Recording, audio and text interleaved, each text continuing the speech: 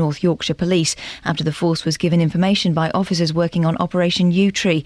He's been released on bail. Jimmy Tarbuck hosted successful variety shows on television from the 1960s to the 1980s. Police in the US state of Ohio say 3 young women who disappeared about a decade ago have been found alive. Michelle Knight, Amanda Berry and Gina De Jesus went missing between 2002 and 2004. They were found in a house in the city of Cleveland and are said to be in good health in hospital. 3 people have been arrested. Charles Ramsey, a neighbour who found the women, described what happened. I hear some girls screaming, and I look and I see this girl, and she just going nuts on the door. So I'm like, what's your problem? You stuck? Just open the door. And she says, I can't. He got it locked. So we had to kick open the bottom. And she climbed out with her daughter. When the police get here, she says it's 3 more girls up there. And they brought 2 more girls out. Lord Lawson, the former Conservative Chancellor, has said he would vote to withdraw from the European Union if a referendum were held. In a newspaper article, he says the nature of the EU has changed and he doubts whether David Cameron will be able to negotiate significant changes to Britain's relationship with Brussels. In sport, Ronnie O'Sullivan has become the first player in 17 years to win back-to-back World Snooker Championships. He's won the title for a 5th time after an 18-12 victory over Barry Hawkins. It was some of the best snooker the Crucible has ever seen, but O'Sullivan insists it wasn't simple as it looked. I wish you could walk in my shoes for a few days. I know it might come across as easy, and trust me, I was digging deep, and everyone around me knows how hard I've had to dig to that. But maybe, watching it back on DVDs and videos, and what you're seeing is probably not what I'm feeling. So I wish I could feel what you're seeing. The weather mostly dry with sunny spells and a top temperature of 22 degrees Celsius, that's 72 Fahrenheit. There's more news on sport online on bbc.co.uk/3 counties, BBC 3 Counties Radio. First for news. Hey, I'll tell you what, Kath, I'll walk in a multi-millionaire's shoes for a couple of days. I don't mind that. Try it. I bet they'd be comfortable. Hey, do you want to hear something cute? Always. So my little boy's 15. He's not 15 months, not 15. That'd be weird. He's not really speaking, right? Okay, but I got this out of him yesterday. Hang on a second. Here we go. Hang on a second. Just need to do this. Right, here we go. This is my little 15-month-old boy. Quack, quack. Gaga. There we go! I'm gonna do it. The first voice is me, I should point out. Right. Oh, hang on a second. Oh, dear. Quack, quack. Hang on. Here we go. Quack, quack. Gaga. There we go. That's send my the boy to Cambridge. Yes, that's not the one that's weeing in the garden all the flipping time. Speak to you later, Kath. Bye. Quack, quack. Got a quack out of him. Morning, this is Iain Lee, BBC 3 Counties Radio. Well, after the nonsense of yesterday, and let's be honest, it was complete nonsense. If you missed it, I'd thoroughly recommend you have a little listener iPlayer. You won't hear anything like it on the BBC network ever again. Lots of stuff coming up today as the team returns. Some nonsense as always, and some slightly more serious stuff, and keen to get your thoughts and your views on a lot of this. Well, as you heard in the news, hey, guess what? There's been another shooting in Luton. The 13th this year. This is the story that we reported on yesterday, where a road had been closed off, but we didn't know quite what had gone on. Turns out it was a shooting. Well, our reporter Justin Dealey has been to the area to find out how people are feeling about gun crime now. Here's a question. At what age should you let children try alcohol? Well, a new campaign is starting in Hertfordshire to encourage parents to talk to kids more about it. At what age did you have your first little nip of booze? And if you've got kids or grandkids, when did you let them have their first alcoholic drink? And is there anything wrong in just going to church for weddings, funerals or at Christmas? The Church of England says it's finally seeing a levelling off in the long decline in Anglican church-going. And more of us are going for special occasions. Well, I got married in a church. Not religious in the slightest. I just like I say not in the slightest. Vague feelings, but pop in there for Greek Easter sometime. Didn't go this weekend, but went last year. When did you last go to church, and why did you go? Facebook.com/BBC3CR 81333, start your text 3CR, or you can give me a call, 08459 455 555. BBC 3 Counties Radio. Police are continuing to investigate another shooting in Luton just hours after a peace rally was held to try and end violence in the town. Community leaders held a rally outside the town hall on Sunday in reaction to a spate of stabbings and shootings. Police also sealed off Culverhouse Road on Sunday night after a man on a motorbike shot at a black BMW. The car driver was uninjured. Well, our reporter Justin Dealey has been to the area. Justin, we talked about this yesterday. Yeah. We didn't quite know the details, did we? No, yesterday morning I was in Culverhouse Road just after 7 o'clock, and at that point the road was cordoned off. All I could see was a motorbike lying in the middle of the road. That was next to a taxi. The police were there, a forensic unit as well. Now, that moment yesterday, just after 7 o'clock, the police were saying very little. They certainly weren't confirming it was a shooting. I spoke to one local resident, and he told me how shocked he was to wake up to see his road cordoned off. Yes, it is. Yeah, it is a shock. As I said, we never saw anything like this before. I know there were a few been chased, youngsters been in a car and, sort of making run and all that, police chasing and all that. Lately, I've been hearing police sirens going quite a few times, helicopters and all that. But mainly on this street, we don't have that much problem as such. Can you just try and describe what the area is like? You've lived here for quite some time. You mentioned helicopters and sirens a few times, but on the whole, is it quite a good road to live in? It is, yeah. It's a very good road. Yeah, the neighbours, people are pretty good and all that. They look after each other, so it's pretty much safe. We never had a problem, to be honest. So that was just after 7 o'clock yesterday morning. Bedfordshire Police then confirmed it was a shooting. That was about 9:30, and that's when I spoke to this lady who doesn't wish to be named, and she told us exactly what she heard late on Sunday evening. I was watching the television, I commented that it was a nice evening and the lads were out driving their cars fast up and down the road, which happens, and I heard a muffled bang, and I thought it was a car backfiring, and then we heard the helicopter, but we were engrossed in watching the television, so it wasn't until we went to bed that we actually noticed that there was a police car outside. Well, now we know it's a shooting. Just how concerned are you that something like that could happen right on your doorstep? Well, I don't know the circumstances. I'm hoping it's not someone who lives down my street, either who's done the shooting or is a victim. I don't know. I mean, whether or not it's somebody you know is probably... Well, I'm very concerned about gun crime on the whole. And has it scared you enough that you're now thinking about leaving that road? No, I wouldn't leave this road. I'm sure it's not going to happen here again. I'm very happy. I've got very pleasant neighbours. Well, that was Justin speaking to someone who lived in the street. We can speak now to Ruth Carter. She's a mother who attended the Peace Rally at the weekend with her daughter. Morning, Ruth. Morning. What happened at the Peace Rally? Well, it was organised by the Non-Violence Alliance, and you had Pastor Denny who opened up, Ollie Martins who spoke, and some other people in the community that spoke. You had a group of young people, which my daughter's in, Young, Gifted and Saved. They also spoke about just how they're feeling about the current situation. What prompted you to attend, Ruth? I thought I'd go in support because I didn't know about the Non-Violence Alliance, and I didn't know it had started since 2008. But with what's going on recently, I thought I'd go with my children to show support. Do you feel safe in Luton, Ruth?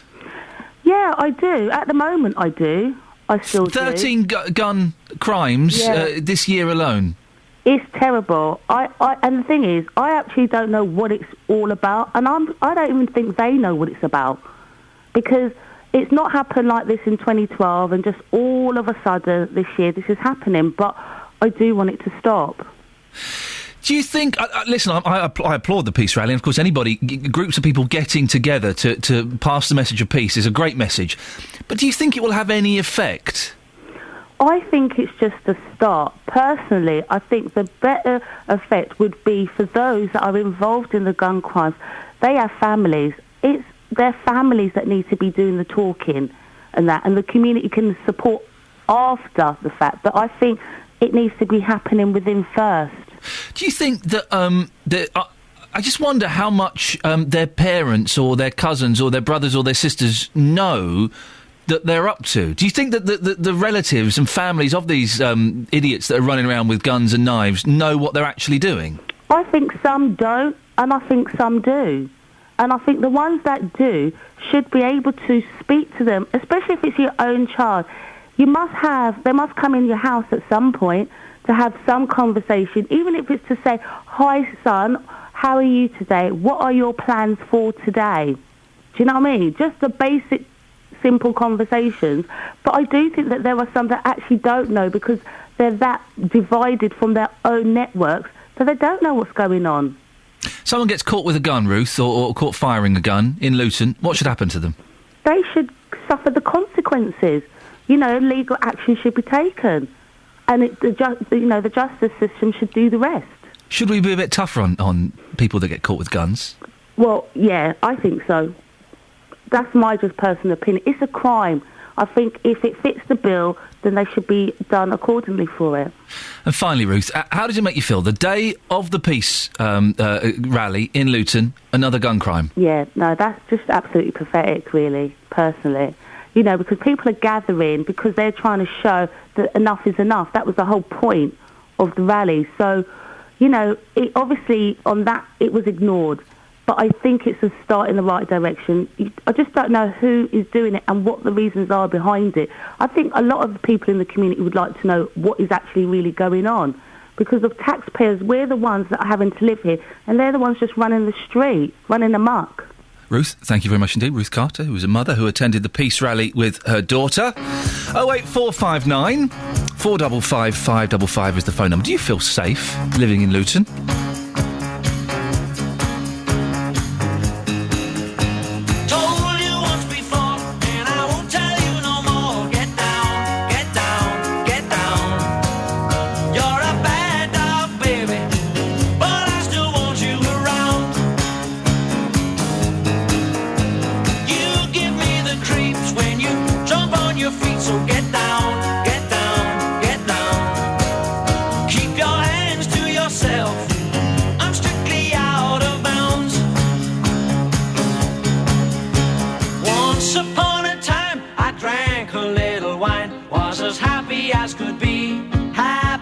Could be. Now I'm just like a cat on a hot tin roof.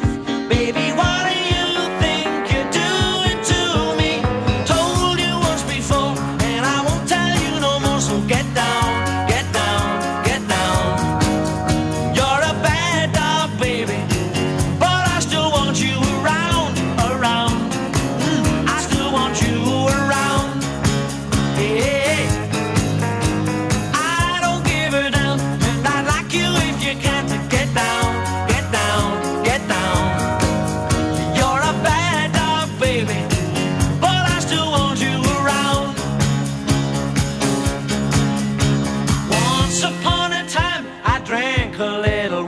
Was as happy as could be, happy as could be. Now I'm just like a cat on a hot tin roof.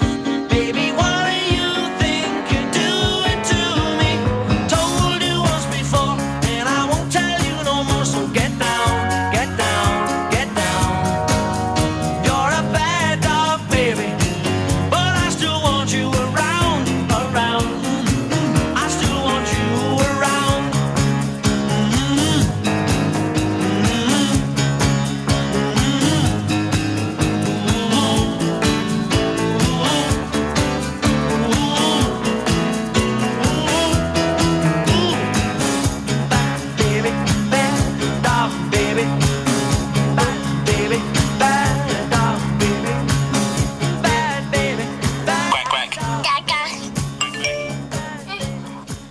There we go, you see. 08459 455 555 is the telephone number if you want to give me a call. Were you at the peace rally on Sunday? Do you think... Listen, it's a great idea. Everyone getting together, celebrating peace. Wonderful. Is it actually going to have any effect whatsoever, really, in the great scheme of things? Because the people that need to listen, well, they'd be off getting stoned and laughing, wouldn't they? They would, really, wouldn't they? And cleaning their guns. That's what they'll be doing. Look at those idiots. Huh? 08459 455 555. Do you feel safe living in Luton? 13th gun crime. What's it going to take? A copper getting shot? A kid getting shot? What's it going to take? 08459 455 555. 6:15. Oh, he's turned up on time. Ladies and gentlemen, sing hosannas. It's Adam Glynn. Beds, hearts and bucks travel. BBC Three Counties Radio. Thank you very much indeed, Ian. You're welcome. I thank my train driver as well, because it's the first train of the day that I get, and he turned up on time this morning, so I was very happy. M25. At the minute, we've got the roadworks, of course, but no delays. I'm looking at the cameras right now, and it's all free-flowing as you go through from London Coney. past junction 23 at the A1M and round to 25 at the A10 near to Enfield.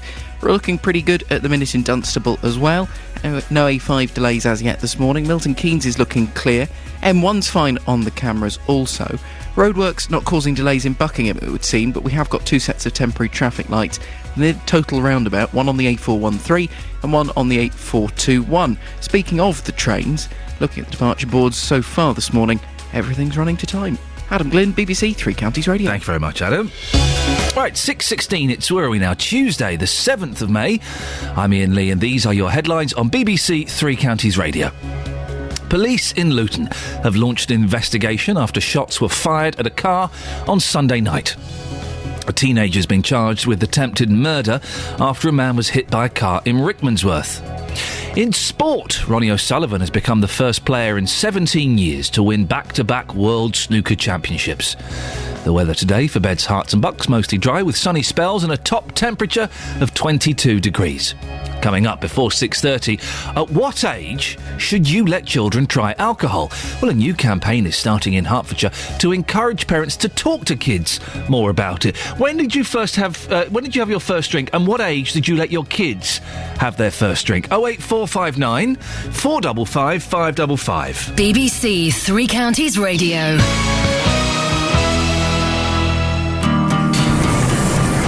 This is Joe Wiley from BBC Radio 2 in the gym with Tom.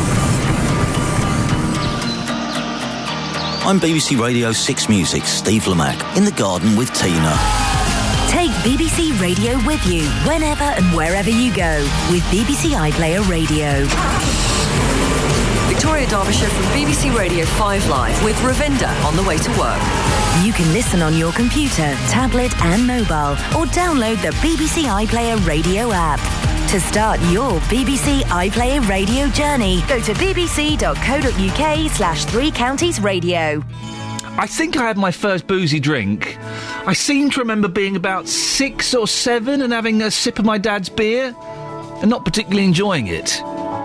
I know that my father-in-law, who is a cardiologist, a very well-respected cardiologist, is constantly offering my 3-year-old sips of beer and wine. And we keep having... Peter, stop it! He's 3! Well, when did you let your kids first have a drink of alcohol? So-called Mr. Rock and Roll is dancing on his own again, talking on his phone again to someone who tells him that his balance is low. He's got nowhere to go, he's on his own again. Rock chick of the century is acting like she used to be, dancing like there's no one there. Before she ever seemed to care, now she wouldn't dare.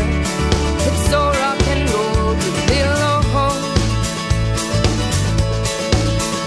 And they'll meet one day far away and say, I wish I was something more.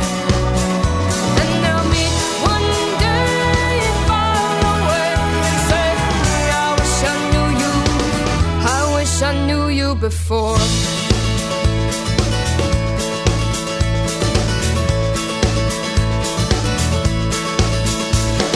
Mrs. Black and White, she's never seen a shade of grey, always something on her mind, every single day, but now she's lost her way, and where does she go from here? Mr. Multicultural sees all that one could see, he's living proof of someone very different to me, but now he wants to be free, free so he can see. And they'll meet one day far away and say, I wish I was something more. And they'll meet one day far away and say, I wish I knew you, I wish I knew you before.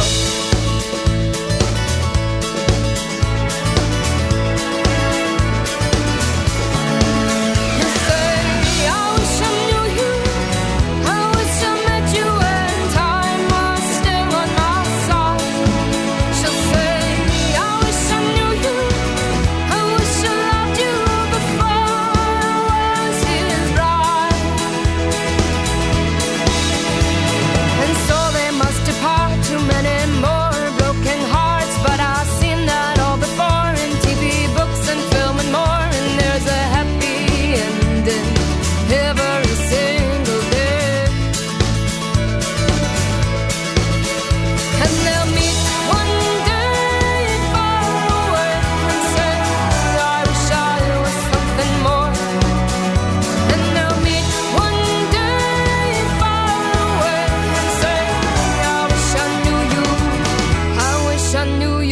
before. So, at what age did you have your first little snifter?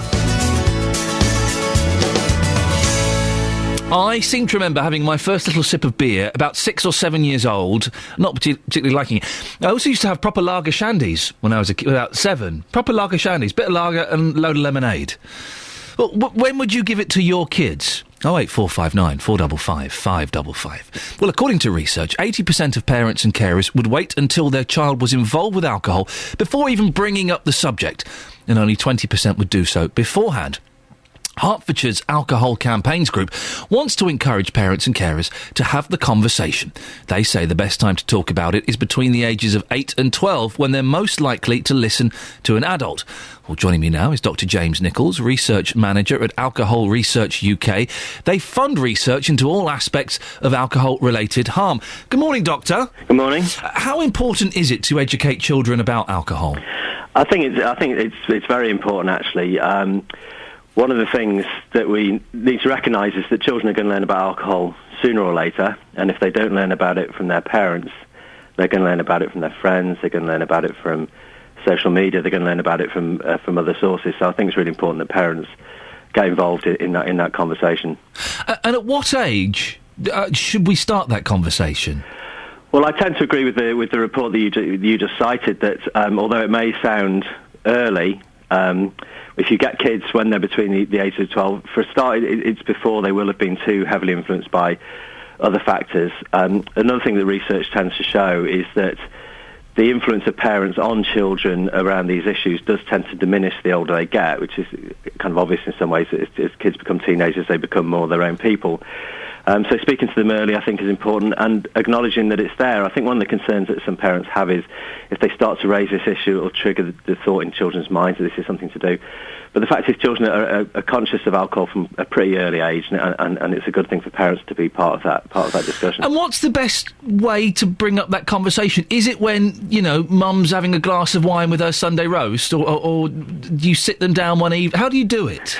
Well, it's difficult. I mean, I think, parents are different. Parents' relationships with children are different, and there's no single way that I would point to and say you have to do it this way. I think that the point is to have it in mind as an issue that could crop up at any particular time. I mean, one of the things that does influence children is the fact they see us as parents drinking. And there's probably plenty of opportunities in that environment for a conversation to be started around what's happening when we're having a glass of wine or some beer or whatever else it may be.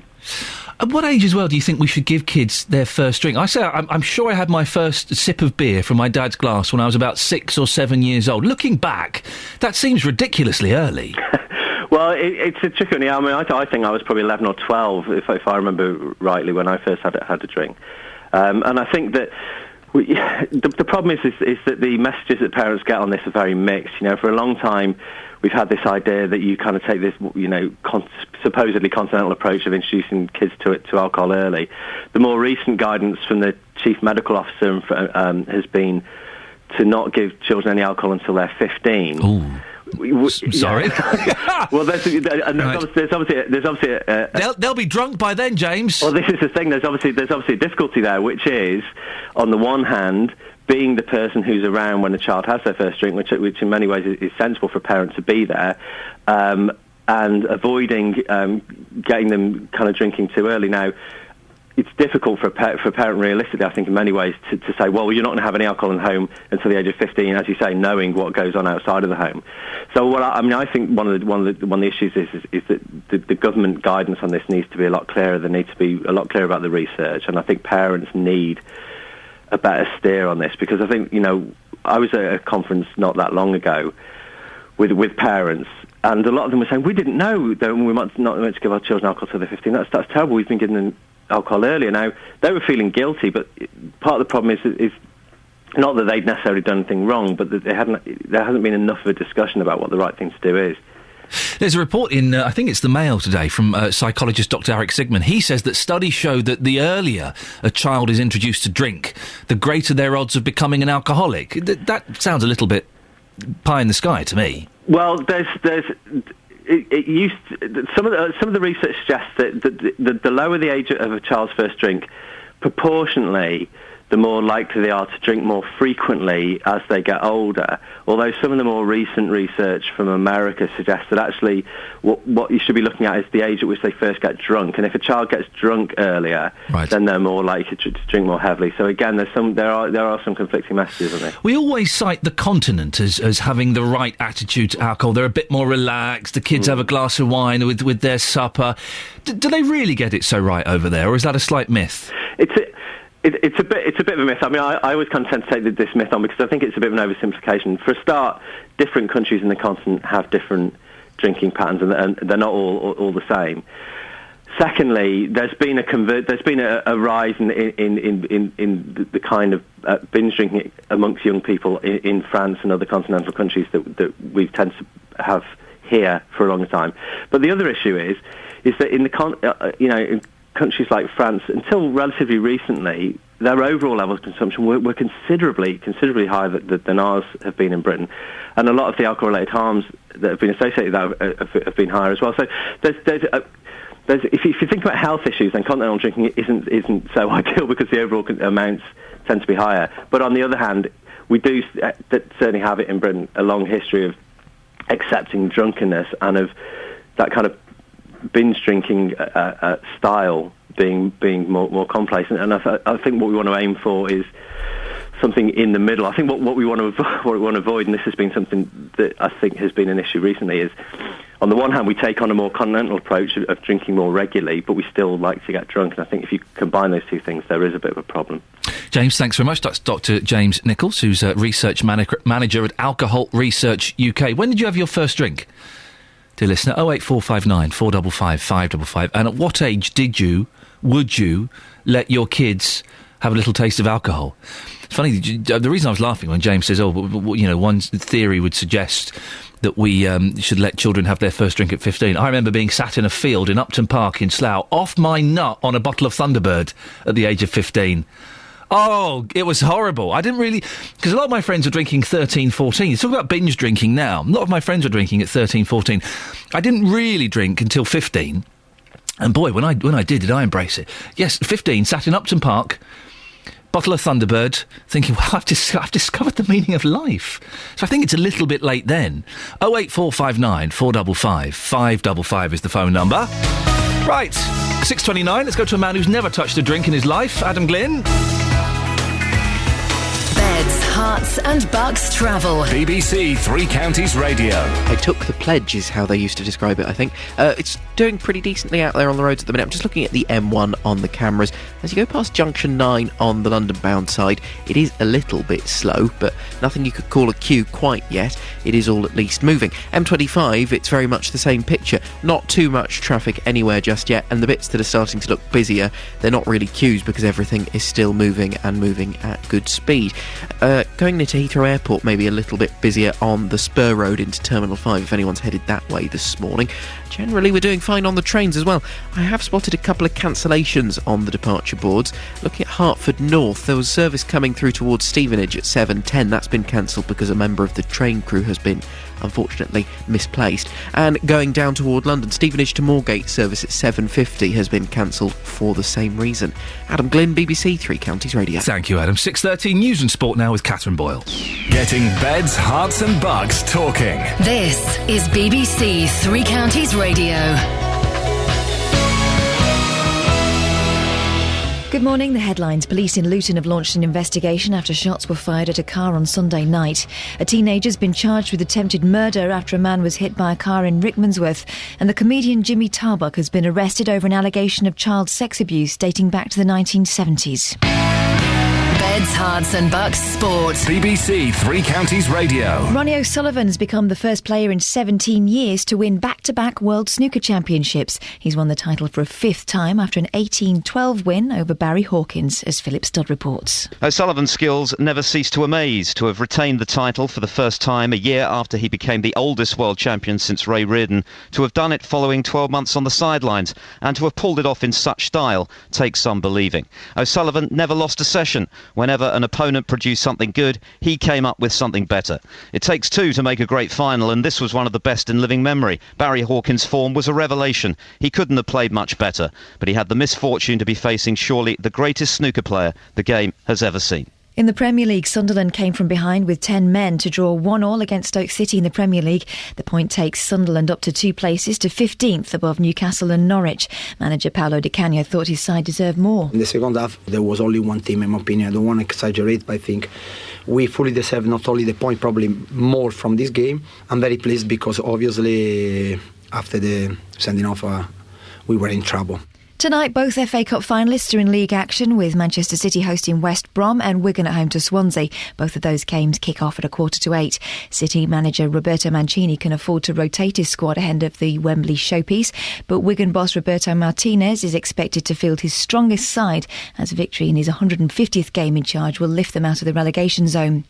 Brentford are through to the League One playoff final after beating Swindon on penalties just over a week after they missed one that would have taken them up automatically. They will now play Yeovil Town, who beat Sheffield United 2-1 on aggregate. And that's the latest news and sport. More from me at 7 o'clock. Across beds, hearts and bucks, this is Iain Lee on BBC Three Counties Radio. Morning. What age did you let your kids have their first little sip of booze? And is it hypocritical to go to church just for weddings, funerals or at Christmas? Well, the Church of England says it's finally seeing a levelling off in the long decline in Anglican church-going, and more of us are going for special occasions. Well, I'll be speaking to Canon John Kiddle, Director of Mission in the St Albans Diocese, I can never say that word.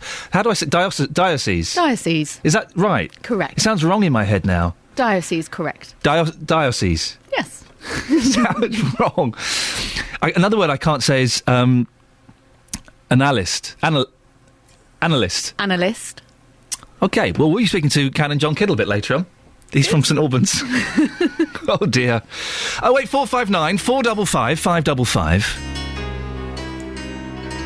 Oh, a little bit of Chicago. I don't mind if I do. Thank you very much. Diocese. I got it, you see. It's easy.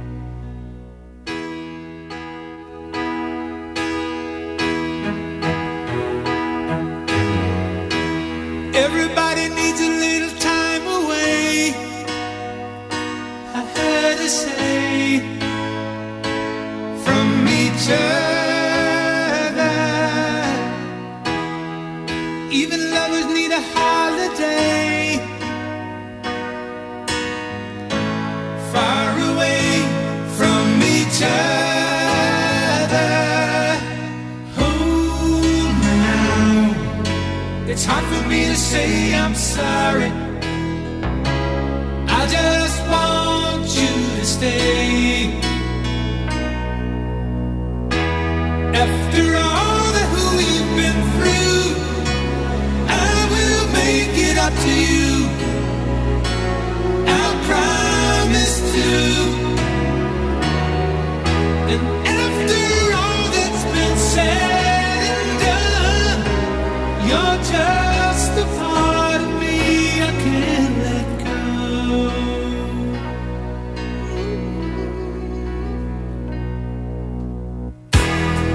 Couldn't stand to be kept away just for the day from your body. Wouldn't wanna be swept away, far away from the one that I love. Oh, now it's hard for me to say I'm sorry. I just want you to know. Hold me now, I really wanna tell you I'm sorry. I could never let you go. After all that we've been through, I will make it up to you.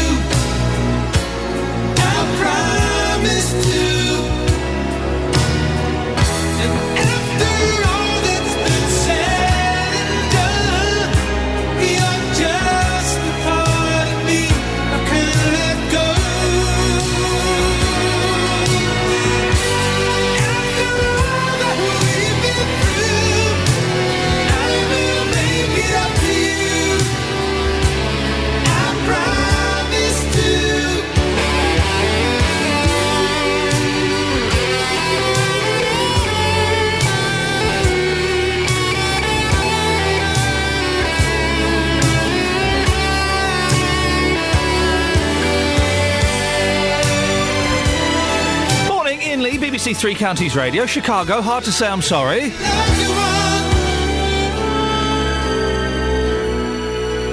08459 455 555 is the telephone number. The Church of England is celebrating this morning after figures show their attendance is levelling off after a long decline in church going, and more of us are going at Christmas. Attendance is up by 14%. There's also been a marked growth in baptisms. But why? I have my suspicions on the baptisms. Get them into good schools. Get them into good schools. Lots of my friends have done it. Our reporter Sophie Solari has been out asking you about your church attendance. Oh dear, that's not asking about the church attendance. Let me just do a little bit of computer magic here. Let's drop that down there. Bish bash bosh. Oh no, hang on, let me do it. Let's grab this. Come here. There we go, look at that. They'll never notice. I don't know, you just feel blessed.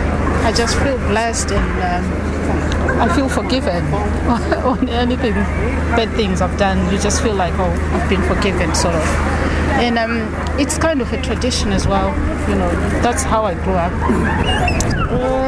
Maybe Christmas, Easter, family occasions, something like that. Yes, it is the only times I go, to be honest. I don't really feel the need to go any other time. Would you say you're a Christian? Yes. And you believe in God? In my heart, I'm Christian, yeah. I think, I can do just as much outside of church as I can in. Well, it brings a lot to our lives, seriously. There are lots they bring to the table that you're not aware of. They put it through to you in church. For me, it's about putting yourself out for God and going to a church and worshipping God with fellow Christians and putting yourself out for those 2 or 3 hours to serve Him in that building. Why do you think people are going to church more now than they have in the recent years? Well, I would hope that's because the churches are more accessible now for people. I'd like to think that's the case, that there's all different types of churches and denominations out there, but I'd like to think, that church is more accessible and friendlier now and more appealing, especially to young people, because getting young people through the doors of churches in 2013, I think, is a real challenge. Well, that was Sophie Solari out and about, asking your opinions. You can give me a call, 08459 455 555. I've got to say that word again. Here we go, hang on. With us now to tell us more is Canon John Kiddle, Director of Mission in the St Albans Diocese. Good morning, John. Good morning, Ian. I always struggle with the word diocese, sorry. Why do you think attendance figures have levelled off? I think it's great this morning to have such encouraging news. I think there's several reasons, really. One must be that people are finding the need again in their lives for just what Sophie was talking about in her Vox Pop there, for connection with life, feeling forgiven and blessed. I love what that person said about something in her heart. I think the other thing is that church is beginning to realise that it needs to do different things, that not everybody can get to church on a Sunday morning, especially. And we're seeing some very exciting growth in things during the week. Well, what things are happening during the week, Canon? Well, a lot of things are starting, like after-school clubs, people offering a chance for children to come with their parents, have some fun, have some food, play some games, but also to have time of quiet and prayer and conversation, some teaching about the Christian faith. And we're seeing tremendous growth there. I remember there was where I used to live in North London, and a couple of years ago they opened up a church. They did Sunday services in a local pub. So the pub wasn't normally open on a Sunday morning, but they would do it. They'd get in there at 9 o'clock and they would do the service there. A church is doing more things like that to encourage. Because some people are scared of the actual going to church, aren't they, I think? I think they are. I think we have to realise that those of us who are used to going to church take it all for granted when we get in there. But I think for others, the rituals and just the atmosphere can be quite strange. So if we've got something to say and something to share, if we can do that in a place where people feel at home, then all the better. Is Sunday still seen as a holy day? Because when I was growing up, nothing was open on a Sunday. No, exactly. and it was a very special day. Even if you weren't religious, it was still a peaceful day. Sunday's just like any day of the week now, isn't it? I think in many ways it is. Yes, you're right. And a lot of people have to work on a Sunday. A lot of people have to go and see family. I think in some ways that's a pity, but we have to work with that. And I think the important thing is not just that it's Sunday, but that we try to put a bit of rhythm in our lives and try and have one day that's a bit more restful, a bit more time to be with those you love. So we're working with that as well. I hate to be cynical, Cannon, but is part of the increase in baptisms simply to get kids into better schools? I have a couple of friends that have done that have had their children baptised because they want them to go to a good school. Right. I mean, of course that might happen. I would have thought it's not so much about baptism, because most priests would be quite clear about the commitment that having children baptised entails. And certainly in my last parish, we had no church school at all, and the baptism was more about the connections of life and wanting the child to feel blessed and have a good start in life. So I'm not so sure it is. I mean, obviously that must happen in some situations. And finally, listen, I'm not religious at all, really. Okay. I got married in a church because I kind of liked the idea. And every now and then, on a Sunday, if I've got a spare morning, I'll go to church. Not because necessarily to make a conscious contact with God, but because I like the tradition, and I like all of the ritual, and I like the songs. I think that's great, and I think that's often where it can start for people. I don't think There's nothing wrong with that, is there? I'm not doing anything bad by doing that, am I? Absolutely not anything wrong at all. Because I think some of those things that resonate deep within us are ways that we can grow into a connection with God. I think that's what's happening at Christmas. You know, we're seeing tremendous numbers, especially on Christmas Eve, with crib services and Christingles. I think people are saying there's something here. We may not be able to put words to it, but that really makes a difference to us and our families, and we'd like to build on that, really, is what we're saying as the church. What's a Christingle? Oh, Christingle's a lovely service where you have an orange and some candles and fruit, and it came over from Moravia some years ago, but it's a very atmospheric, beautiful service for children, especially on a Christmas time. I might pop along for a Christingle. That would be great. Canon John Kiddle, lovely to talk to you. Thank you very much. There we go. It's Canon John Kiddle. I'm building up to the word again. Director of Mission in the St Albans Diocese. Well, this brings up two strands of conversation, not completely related. When was the last time you went to church, and why did you go to church? I do know two families that have had their children baptised to get them into a good school, and they go to church not for the religious connection. They're not religious. They go to church because they know they have to keep that up to get their kids into a good school. When was the last time you went to church, and why? 08459 455 555. I like going. I like it. I like tradition. I like old things. I like rituals. And listen, if you want to see rituals, go to a church, man. It's just, I love it. But it's not for me to make conscious contact with God. 08459 455 555. And you saw me struggling there with the word diocese. You see, I have to take a run up to it. What words can't you say? Kelly Betts, who works on the show, says she can't say economy without staring at the word first. I struggle as well with analyst. I can kind of say it freestyle. If I'm reading it, I can't say it. I was doing some filming years ago, and the word I had to read the script, and the word was analyst, and it took me 12 takes, and on the 13th take I changed the word to expert, and otherwise we'd have been there all night. What words do you struggle saying? I know it's odd to get you to phone up and then try and say them, but if you wouldn't mind, 08459 455 555.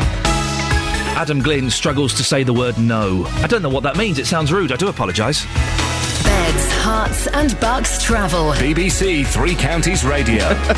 Dear oh dear. Sorry, that sounded really naughty, Adam. I did, as it came out, I thought that's inappropriate. I'll stop, so I apologise. Right. Thank you. One that I used to struggle with when I was younger was anemone, the flower, but now I'm all right with it. Yeah, good. I'm not even going to attempt it. Away you go. Thank you very much. M1 southbound, slow moving from Luton at junction 10 to the A5 at Redbourne junction 9. It's also starting to look a little bit slow on the southbound side as you go past junction 6A.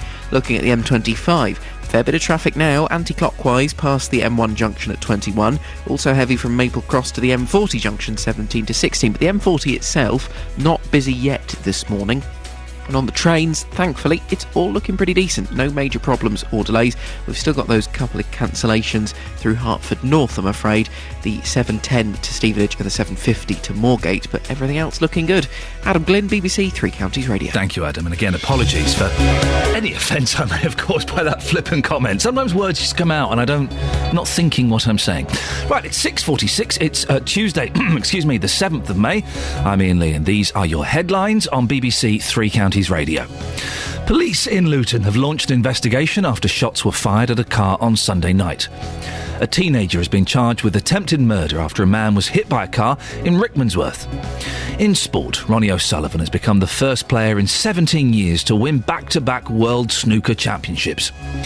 Coming up, the plans for a high-speed rail line from London to Birmingham, travelling through the Chilterns in Buckinghamshire, have featured on this programme many, many times. One of the main arguments that the government has put forward is the economic benefits. Well, before 7, we'll hear how new evidence suggests that that may not actually be the case. But before that, let's get the weather. Here's Kate Kinsella. Beds, Hearts and Bucks weather. BBC Three Counties Radio. Good morning. Well, it's another beautiful day across all 3 counties. A pleasant start as well, not too chilly. Over in High Wycombe, it's 10 Celsius. St Albans, it's around 7. So it's ranging between those 2 temperatures really at the moment. But the temperature will climb pretty quickly. And we're looking at a maximum later on today of 22 Celsius, 72 degrees in Fahrenheit. Now, we may see... It's a very, very slim chance, but this afternoon there's a bit more cloud. We could see a little bit of light rain or an odd shower, but it is fairly unlikely, a very, very slim chance. I just thought I'd say it just in case someone is unlucky and catches that. Now, it's all changed, so the best advice I can give is get outside and enjoy it today, because overnight marks the change of things to come. Now, from midnight, really, we'll start to see the cloud develop, and then from the early hours of tomorrow morning, we'll start to see some outbreaks of light rain. Minimum temperature overnight 7 Celsius, so temperature-wise not bad, but we're waking up to a very different day tomorrow, rather cloudy, rather breezy, and rather damp, I'm afraid. Temperature-wise, though, still respectable. It will feel a lot cooler, but we're getting up to a maximum of 18 Celsius, which isn't bad, 64 degrees in Fahrenheit, but it really is marking the way for the rest of the week. We're looking at a more unsettled picture, and it's going to get cooler as well. I'm afraid it was never going to last. That's your forecast. Thanks very much, Kate. Every weekday morning from 9. The JVS Show. With the biggest questions. Today on the Big Phone-In, I'm asking, would you support some dog breeds being removed from this country? Should traffic wardens be more lenient? Would the government be right to drop the minimum price for alcohol? And the biggest opinions. I think the tax is completely unfair. It doesn't matter how old they are or how young they are. They're still your children. It doesn't matter whether it's male or female or what. I'm disgusted with the people that... You should have cut them people off. The JVS Show. Weekdays from 9. On BBC Three Counties Radio. So when did you first let your kids have a taste of alcohol? 5, 6, 15? 08459 455 555.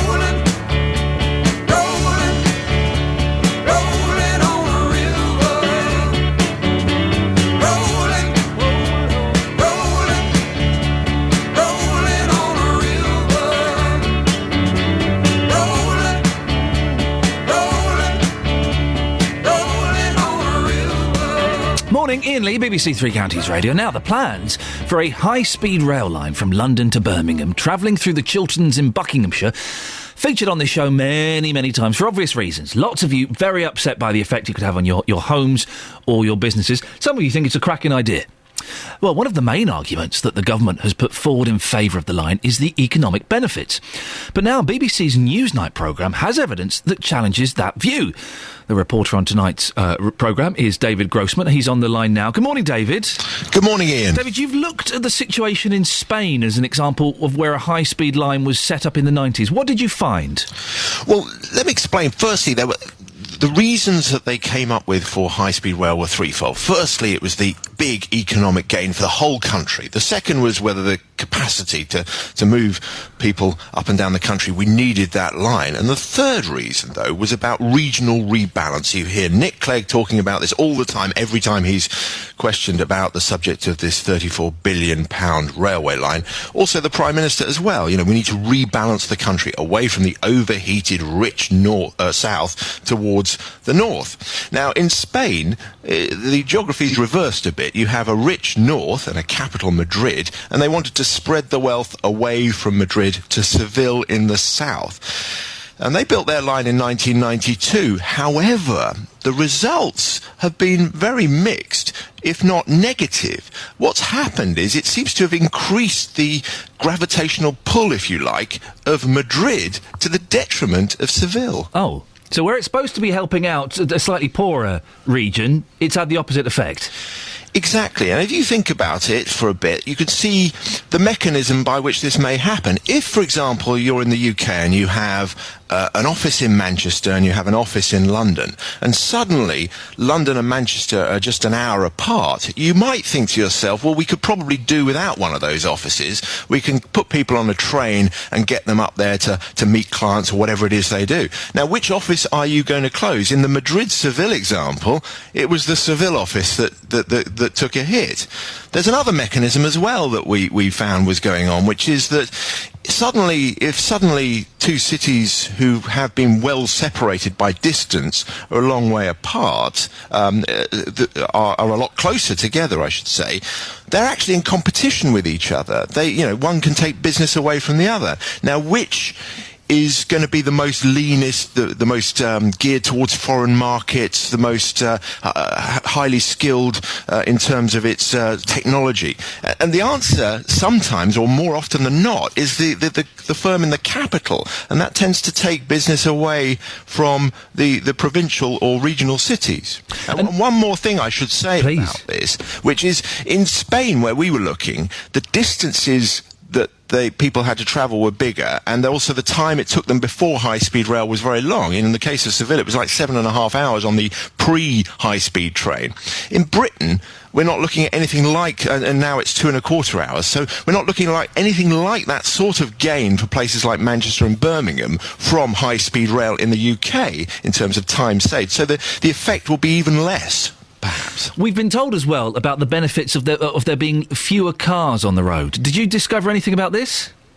Well, in Seville, what we found really was that people didn't make the journey before. You know, if you could possibly avoid it. You know, people talk to us about if you got stuck in your car behind a lorry going up a hill, it could take you 10 hours at least on the car. So people just didn't make the journey. That's not the case with high-speed rail in the UK, because they're already pretty well connected in terms of roads and in terms of railway lines. The growth in high-speed rail journeys in the UK, though, interestingly enough, when you look at the projections, 24% of it is going to come from new journeys from people who wouldn't have otherwise taken the journey. It's going to happen, is it, HS2? The government have invested so much in it, and apart from the recent challenges in the court, which had a limited success, that they're pretty much on track, pardon the pun, to finish this, aren't they, and see this through? Well, it seems that the dates are slipping all the time, and we'll see whether the final budget for this project turns out to be the same as it was going into this process. One interesting date I should put in your diary, the 16th of May of this month, the National Audit Office is going to publish their review, or around that date at least, their review. It's in the diary now, David. You can't fudge it. I've written it down in pen. Well, they told me it might slip. Oh, okay. The business case, they're going to do their review of the business case. This is the big government auditing body, the National Audit Office, going to do their version of whether the business case stacks up. And I'd be looking at that. Very interesting. I think that'd be very interesting next week, whether they think that there's a good case for this railway line. David, thanks very much indeed. David Grossman. The report will be on Newsnight tonight, and I'm sure lots of you in the three counties, Bucks in particular, will be looking at that eagerly to see if perhaps some of the bonuses, the benefits that the government have been banging on about have been slightly fudged to help them get it through. 08459 455 555 if you want to give me a call about that. And also, I did want to know this morning, when did you first have an alcoholic drink? And your kids, at what age did you first let them have a little snifter, a little nip of the booze? I remember my uncle giving my cousin, when he was about 6, coming out of a pub. We used to wait outside the pub for our dads, right? And he came out, he's got some lemonade for you, Lee. And Lee, being 6, swigged this lemonade down. Hilariously, it was a gin and tonic, and Lee was sick all over the street. Nice one, Uncle Dennis. Right, let's get the travel. The 70s were weird. Here's the travel with Adam. Beds, Hearts and Bucks travel. BBC Three Counties Radio. Cheers, Ian. M1 southbound, it's still really slow. Junction 11 on the cameras is looking very busy at the minute. From there, from the A505 down toward Luton Airport, Junction 10 seems to be where most of the traffic is at the minute. Little bit slow once you go past Junction 9 as well for the A5. And everything further down the M1 toward London seems to be moving a bit more freely. A1M is looking clear. M40's running nicely. M25, though, problems clockwise. There's a lane closed on the exit slip at Enfield, Junction 25. It's a broken down lorry. Lane 1 of the exit slip road blocked midway down. The anti-clockwise carriageway of the M25 is heavy as you go past the M1, also slow from Maple Cross to the M40, and the A1 into London already slow between Stirling Corner and Apex Corner. Trains not doing too badly at all. Adam Glynn, BBC Three Counties Radio. Adam, thanks very much indeed. What age did you let your kids have their first alcoholic drink? 08459 455 555. We'll talk about that and more after the latest news and sport with Catherine Boyle. Getting beds, hearts and bucks talking. This is BBC Three Counties Radio.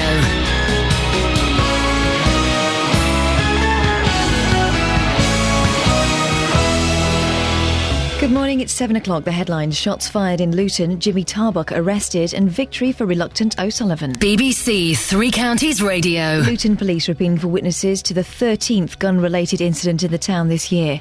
Shortly after 9 o'clock on Sunday night, a motorcyclist tried to shoot the occupants of a black BMW. He missed and the car gave chase, resulting in his hitting 2 unrelated vehicles before making off on foot. Roads around Fountains Road, New Bedford Road and Culverhouse Roads were closed until yesterday afternoon, while forensic evidence was collected. This local resident didn't want to be named but says he now fears for his family's safety. I heard a couple of shots, I was like a lad bang and stuff. I looked outside and all of a sudden there was all police and that around, and they kind of cordoned off the road and stuff. But this isn't the first time it's happened. I think in the last couple of weeks, I think this is the second time that it's happened. And I've got 2 little kids, and I'll be at work most of the time, and I'm telling my missus that, it's not safe to come out because it's just you just don't know what to expect. A 19-year-old man has been charged with attempted murder after a man was hit by a car in Rickmansworth. Nathan Rutter from Maple Cross is also charged with dangerous driving. The incident happened on Uxbridge Road shortly after midnight on Sunday. A 27-year-old man remains in a serious condition in hospital. The comedian Jimmy Tarbuck has been arrested over an alleged sexual assault on a young boy in the 1970s. He's being questioned by detectives from North Yorkshire Police who are acting on information from the Metropolitan Police. Here's our Home Affairs correspondent, Danny Shaw. Jimmy Tarbuck was arrested by detectives from North Yorkshire Police on April the 26th on suspicion of historical offences of child sexual abuse. The force had been passed information by officers from Operation U-Tree, the investigation set up by Scotland Yard after the Jimmy Savile affair. The allegations against Mr Tarbuck are unrelated to Savile. They concern an incident involving a young boy in the late 1970s. The comedian was questioned before being released on police bail pending further inquiries. Police in the United States say 3 women who've been missing for up to 12 years have been found alive at a house in Cleveland, Ohio. Police were called to the building after neighbours heard screams and raised the alarm. A 52-year-old man's been arrested. The former Chancellor, Lord Lawson, has become the most senior Conservative to say he'll vote for Britain to leave the European Union if a referendum's held. In a newspaper article, he says the EU is past its sell-by date and that the case for Britain's exit is clear. In sport, Ronnie O'Sullivan's become just the 3rd player to win back-to-back World Snooker titles in the Crucible era after beating Barry Hawkins 18 frames to 12. O'Sullivan had only played 1 competitive match since winning his 4th world crown last year. Afterwards, he described it as one of the most amazing things I've achieved in my life, but he wouldn't be drawn as to whether he'll play in the tournament next year. The weather mostly dry with sunny spells and a top temperature of 22 degrees Celsius, that's 72 Fahrenheit. There's more news and sport online at bbc.co.uk/3 counties. BBC 3 Counties Radio, first for news. Now, I don't want to be racist, but you're from up north and you do things differently up there. We're not a different race. Go on, carry on. Sorry, I do apologise. I'll have to change the data I've just inputted into Wikipedia. But you lot just, pretty much from when they're born, you give them booze, don't you? You just put it in the bottle. You can't give a baby booze. You can't give a baby booze. What are you talking about? No, we don't. I think I had my first tot of wine aged about 7, so, you know, they allowed me to grow a little. And how old are your kids? My children are 19 months old and 4. And no booze has passed their lips. My father-in-law, who's a doctor, keeps trying to give my 3-year-old a sip of beer or a little nip of wine, and we keep going, Peter, stop it, he's 3. It won't hurt him at all. I'm doing the world of good. It won't. Sorry. It's that continental attitude that's leading to all the problems in this country. Exactly, I blame the French.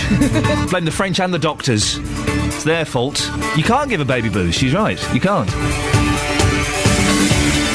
Morning, this is Iain Lee, BBC 3 Counties Radio. Lots to talk about. I'll give out the contact details in a bit. Do give me a call. Been a bit quiet on the phone calls this morning. What's wrong with you? You're not out enjoying the sunshine, are you? How dare you?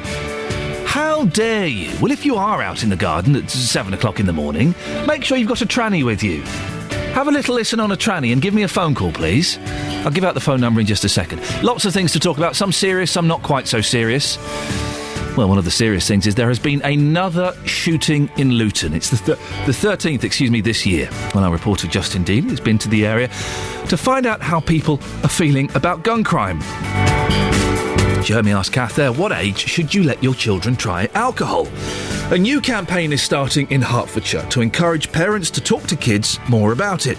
Well, joining me on the show will be a Milton Keynes man whose son died after drinking a whole bottle of ouzo. Well, he now goes into schools to teach kids about the dangers of excessive drinking. And we talked about this on Thursday last week, then we talked about it on Friday, and we've had so much feedback. We're going to be talking about it again today. One of the most controversial subjects that we've discussed on this show, cousin marriage. We revealed last week how 1 in 5 of the infant deaths in Luton being caused by genetic conditions are linked to cousin marriage. Well, I'll be speaking to a man whose sister married her cousin. She had a disabled child. And we'll also be speaking to a local counsellor. Lots of ways to get in touch. Facebook.com/BBC3CR. You can send me a text, 81333. Start your text 3CR. Put your name on it, please. Or the best way to get in touch, 08459 455 555. BBC 3 Counties Radio. And do stay listening to the cousins marrying and having children. We heard some amazing points of view last week, including a gentleman who said that if the couple love each other, if the cousins love each other, they'll have fine, the children will be fine. But if the cousins don't like each other, that's when the children are born dead or die young or are deformed. He actually said that and actually believed it. So definitely worth listening to. Now, police are continuing to investigate another shooting in Luton just hours after a peace rally was held to try and end the violence in the town. Community leaders held a rally outside the town hall on Sunday in reaction to a spate of stabbings and shootings. The phrase community leaders always sits a little uncomfortably with me. I wonder who appoints these people, community leaders. Police also sealed off Culverhouse Road on Sunday night after a man on a motorbike shot at a black BMW. The car driver was uninjured. Well, reporter Justin Dealey has has been to the area. Justin. Thank you, Ian. Yes, I was in Colbert House Road yesterday, just after 7 o'clock in the morning, very early. Now, at that point, and we mentioned this, of course, yesterday live on your programme, the police weren't confirming it was a shooting. They were simply saying there was an incident and they were investigating. The road was cordoned off. The forensic unit was there as well. And I spoke to this local resident and he said that he was shocked to wake up and see his road cordoned off. Yes, it is. Yeah, it is a shock. As I said, we never saw anything like this before. I know there were a few been chased, youngsters been in a car and, sort of making a run and all that, police chasing and all that. Lately, I've been hearing police sirens going quite a few times, helicopters and all that. But mainly on this street, we don't have that much problem as such. Can you just try and describe what the area is like? You've lived here for quite some time. You mentioned helicopters and sirens a few times, but on the whole, is it quite a good road to live in? It is, yeah. It's a very good road. Yeah, the neighbours, people are pretty good and all that. They look after each other, so it's pretty much safe. We never had a problem, to be honest. So that was me talking to one local yesterday morning, just after 7 o'clock. Again, the police hadn't confirmed it was a shooting then. The Bedfordshire police then did confirm it was a shooting just after 9:30, and that's when I spoke to this lady who doesn't wish to be named, and she told us what she heard late on Sunday evening. I just heard, I was watching the television, I commented that it was a nice evening and the lads were out driving their cars fast up and down the road, which happens, and I heard a muffled bang and I thought it was a car backfiring, and then we heard the helicopter, but we were engrossed in watching the television, so it wasn't until we went to bed that we actually noticed that there was a police car outside. Well, now we know it's a shooting. Just how concerned are you that something like that could happen right on your doorstep? Well, I don't know the circumstances. I'm hoping it's not someone who lives down my street, either who's done the shooting or is a victim. I don't know. I mean, whether or not it's somebody you know is probably... Well, I'm very concerned about gun crime on the whole. And has it scared you enough that you're now thinking about leaving that road? No, I wouldn't leave this road. I'm sure it's not going to happen here again. I'm very happy. I've got very pleasant neighbours. Well, there's a confidence there. I'm sure it won't happen there again. That was all yesterday, Justin. You've been there this morning. What have people been saying this morning? Well, the police cordon has been removed. The road is now fully reopened. That reopened yesterday afternoon. So it's business as usual, if you like, for the people along Colbert House Road in Luton this morning. I've been back in the area in the last 30 minutes or so, and I spoke to this man who, again, doesn't wish to be named, and he's been describing his feelings, and he's been describing what he heard on Sunday, and this shooting happened directly outside his front window. Here's what he had to say. As far as I'm concerned, I was actually in my living room sitting with my family and stuff, and I heard a couple of shots, like I was like a loud bang and stuff. I looked outside and couldn't really see much, and all of a sudden there was all police and that around, and they kind of cordoned off the road and stuff. But this isn't the first time it's happened. I think in the last couple of weeks, I think this is the second time that it's happened. And I've got two little kids, and I'll be at work most of the time, and I'm telling my missus that, it's not safe to come out because it's just, you just don't know what to expect. So you're actually telling your wife now not to leave the house? Yeah, not to leave the house, no, until basically we know exactly what's happening, and it's not safe to come out, basically. Although you say that there's been a couple of incidents here recently, you are really shocked because this happened directly outside your house. The first time that it happened, it was around about 2 a.m, and this is when, I was asleep with my family and stuff, and it was, very disturbing because we just didn't know what was happening. And it's not nice when you're sleeping in the middle of the night and you're having to hear gunshots when you find out later on that that's what it was. So bearing in mind what you're saying, you must now be thinking about leaving this road, surely? No, that's something that I've actually discussed with my partner, and we are actually considering that.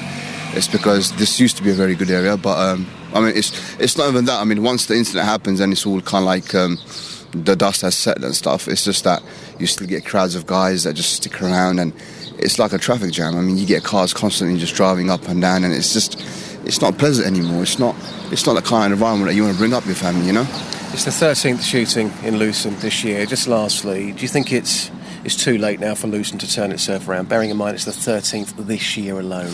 No, I don't think it's too late. I just think basically it's just they need to get to the bottom of it as into what's causing it and stuff. And no, I don't think I think they can basically, something can be done about it, but it's just that the root of the problem is what they need to tackle, and once they do that, I'm sure it can be how it used to be. But when you first lived here, never in a million years did you think you'd be hearing gunshots directly outside your front window? No, definitely not. I mean, it's like it's happening at random times where, do you know what I mean, you could be out with your family and stuff, and someone could just drive by and just your family could be at risk, you know. So it's not nice. I'm trying to put myself in that gentleman's place, Justin. Yeah. Gunshots go off in my street outside my window. I think I'd be out there straight away. Well, a lot of people are very concerned. There's a lady here by the radio car with me. Madam, what's your name? Rachel. Rachel, we're asking the question this morning, how safe do you feel here in Luton? Not safe at all. I walk to work, but my husband don't like me walking to work. But I don't think I'll be walking to work very often because I'm a bit scared. It's the 13th gun-related crime we're talking about in Luton this year alone. What's got to happen now? We keep on asking this question. Somebody who is concerned about your safety here, what's got to happen in your town? I think it's just they're just not very strict enough on them. I think, really, to be honest, I think they get away with murder.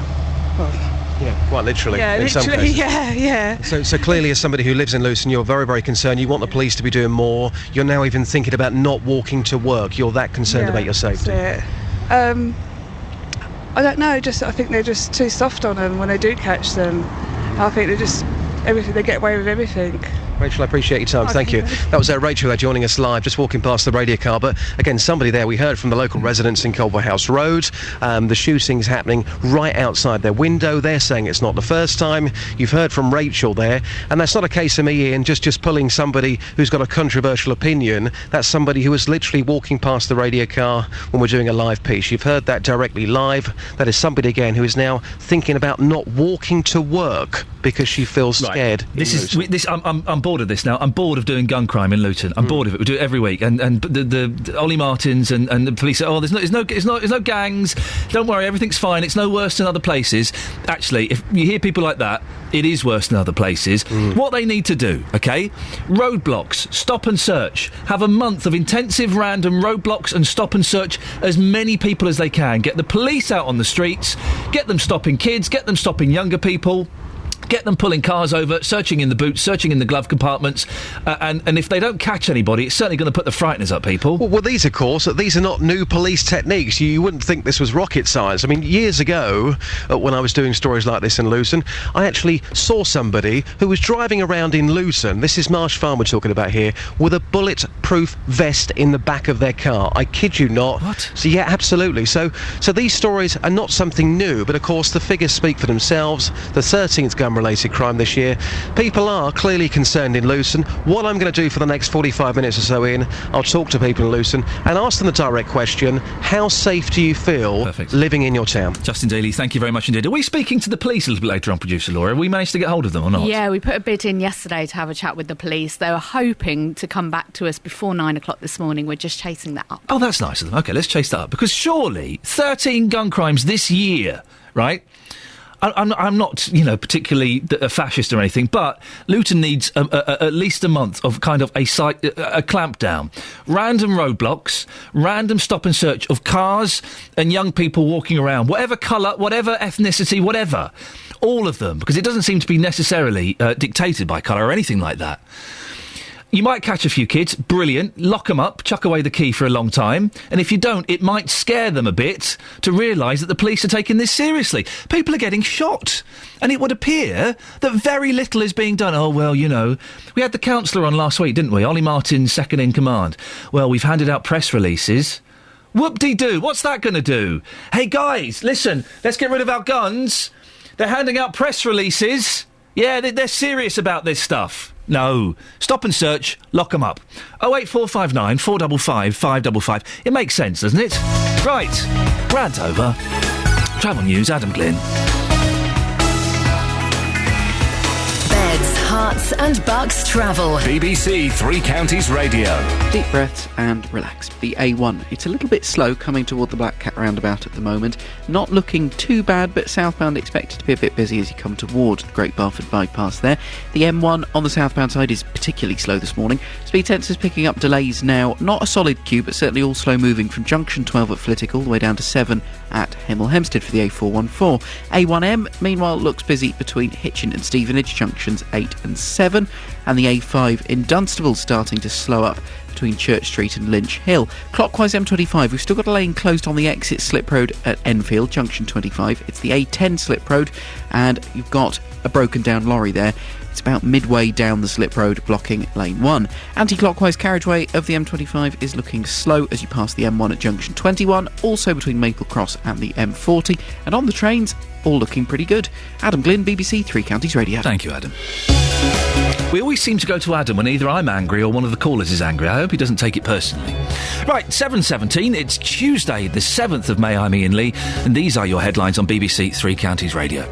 Luton Police are appealing for witnesses to the 13th gun-related incident in the town this year. A 19-year-old man has been charged with attempted murder after a man was hit by a car in Rickmansworth. In sport, Sir Bradley Wiggins is second overall in that bike race in Italy. I'm not even going to attempt to say its name, after finishing 8th in yesterday's third stage. Coming up, at what age should you let your kids try alcohol? A new campaign is starting in Hertfordshire to encourage parents to talk to kids more about it. Well, joining me on the show in the next few minutes will be a Milton Keynes man whose son died after drinking a whole bottle of ouzo. He now goes into schools to teach children about the dangers of excessive drinking. 08459 455 555. BBC Three Counties Radio.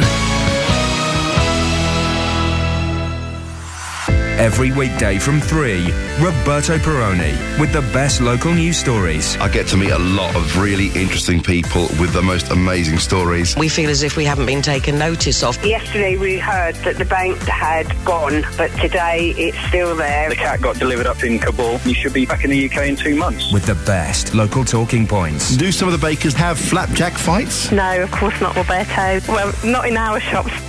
Roberto Perrone, weekdays from 3. On BBC Three Counties Radio. I'm really angry about this now. I'm really angry. Oh, the police are hoping to come on the show before 9 o'clock. Oh, thanks, police. You just heard that, and I don't want to big this up. I don't want to be alarmist. I'm sure if you're walking the streets of Luton, you're pretty safe. I'm not saying it's a war zone out there. You're pretty safe. But 13 gun crimes this year alone is not good enough. The police should be on here this morning trying to allay your fears and tell you exactly what they're up to. And what they should be up to, they should be doing random stop and searches of anyone, getting a load of police presence out on the street, and roadblocks, stopping cars, having a look in the boots and glove compartments of cars, getting people out of their cars. That's what they should be doing. Are they doing that? Well, no. The last we heard was they were sending out press releases. Do you know who gets press releases? Me. I get press releases. Me and my producer get press releases, and we look at it and we go, no, nothing there worth reporting on. No, anything in that? No, nothing new there. We won't do that on the show. That's how press releases work. 08459 455 555. I'm angry. I don't even live in Luton. I'm angry because we're doing this every week. Every week. 08459 455 555. What do you think? Now on to another story. What age did you first try alcohol, and when did you give it to your kids?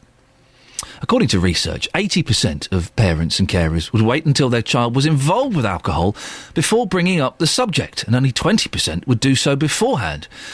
Well, Hertfordshire's Alcohol Campaigns Group wants to encourage parents and carers to have the conversation. They say the best time to talk about it is between the ages of 8 and 12, when they're more likely to listen to an adult. Well, I'm joined now by Clive Loveday, whose son Matthew died at a New Year's Eve party in 2005 after drinking a whole bottle of ouzo.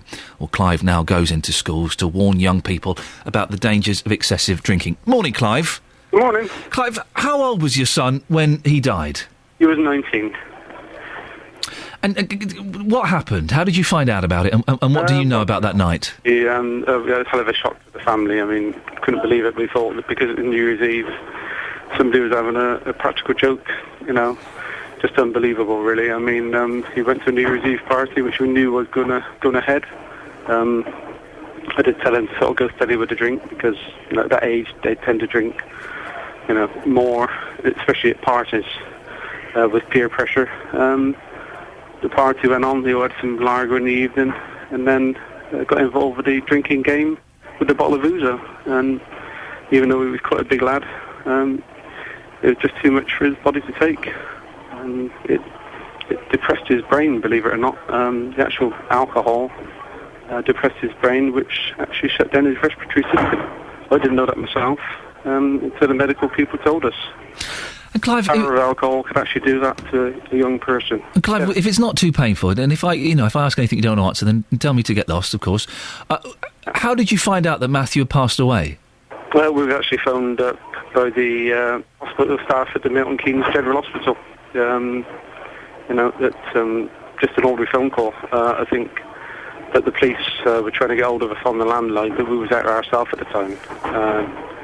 But the phone call come through on the mobile phone from the General Hospital in Milton Keynes, and just couldn't believe it. Really couldn't believe it. It's just unreal, really. As you can imagine, the shock just actually devastated us all the way through. I'm just trying to think. My boys are a long way off from that, but I'm just trying to think. You send your 19-year-old lad off on a New Year's Eve party, and of course, 19-year-old, of course they're going to go out and do whatever they do, and they're going to have a bit of fun. But then to get a call I'm assuming on New Year's Day, saying, I'm really sorry, Mr. Loveday, but Matthew's passed away. I kind of begin to imagine how that feels. No, I mean, it's actually, it's just unbelievable. You really do think that, well, you hope that it's a practical joke. Because at the time, you had the fireworks going off outside, which is New Year's Day, the early hours of New Year's Day, and actually thought it was all part of that. And then it became, we had to actually got in touch with the police ourselves to get it confirmed by the police. And once they confirmed it, it just panic actually set in. And, we actually visited Milton Keynes the next day to actually go and obviously identify his body. It was actually devastating for the family. Oh, of course, I'm sure it was. Did you speak to Matthew about alcohol when he was younger?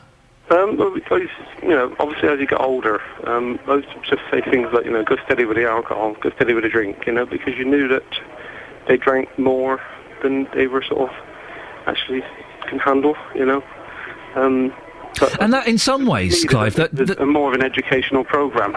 Well, in some ways, when you're a teenager, it's almost too late. I remember experimenting as a teenager and kind of discovering my limits, and I went way over my limits a few times, realised what they were, and kind of held back. Do you think it would have had any difference if you'd have spoken to him when he was younger, so, I don't know, 8, 9, 10 years old?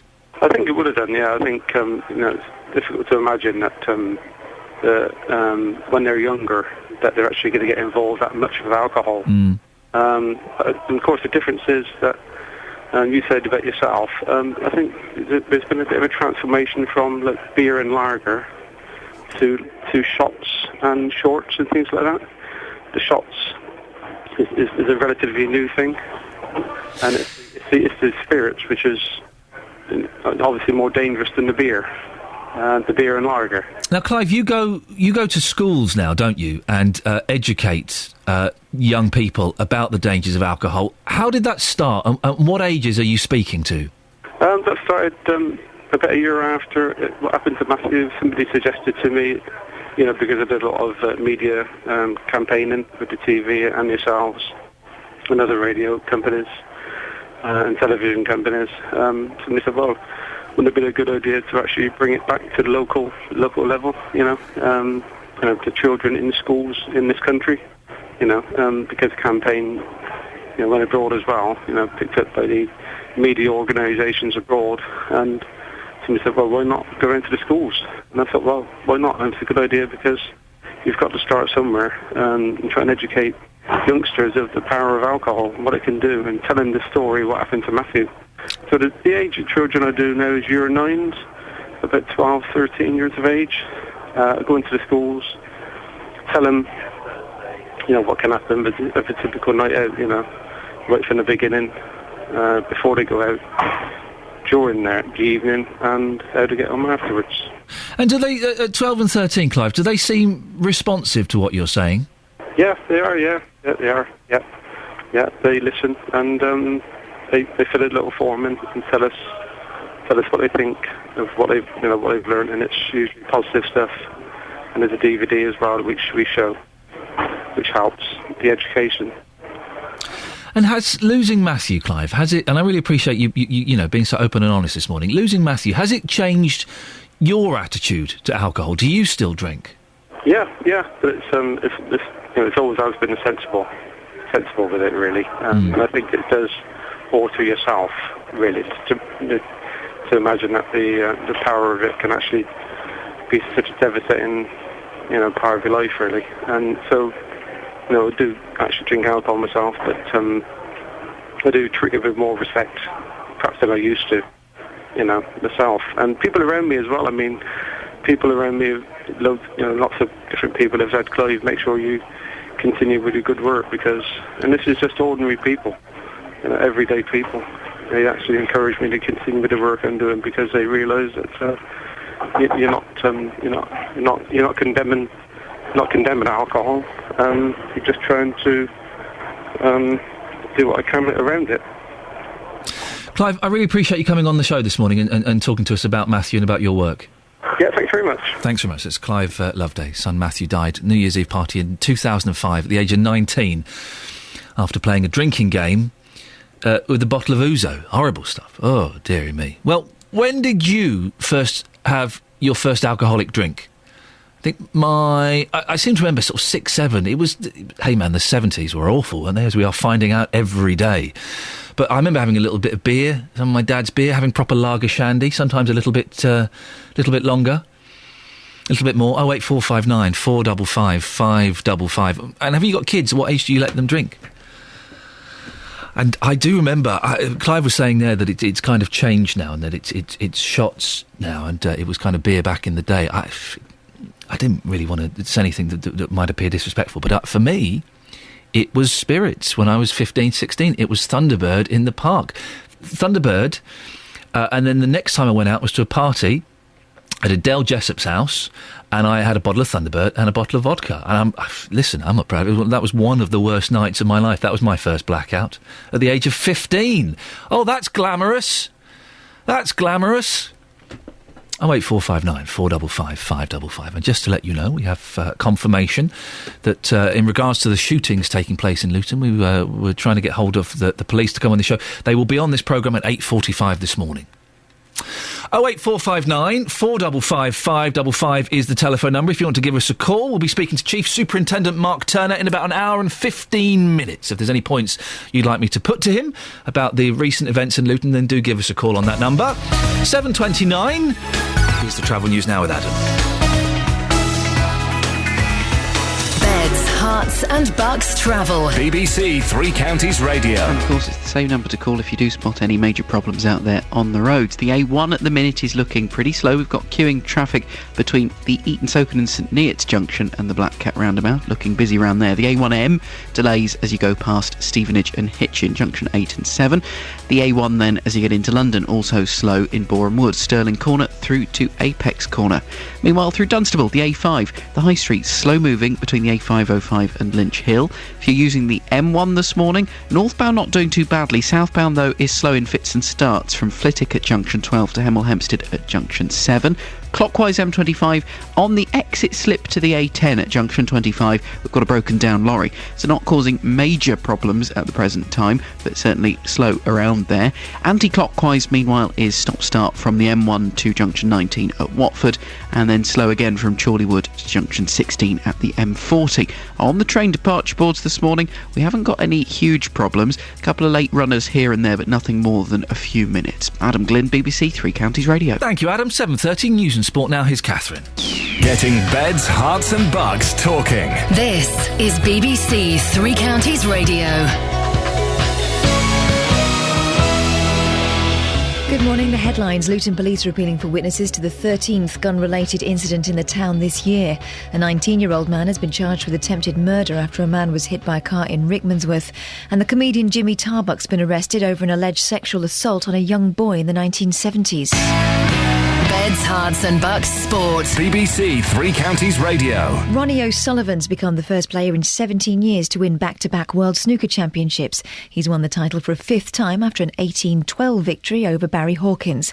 O'Sullivan produced some of the best snooker the Crucible's ever seen, yet he'd played just one competitive match since winning last year. I never come here expecting to win it, but, once I got past my first round, I really felt every moment. I felt present with everything. I felt every up, every down, and I kind of managed my mind better than I'd ever have. In the Premier League, Sunderland and Stoke City fought it out to a 1-1 draw at the Stadium of Light. Jonathan Walters put Stoke ahead early on, but despite having Craig Gardner sent off after half an hour, Sunderland equalised through John O'Shea in the second half. The point takes Sunderland up 2 places to 15th above Newcastle and Norwich.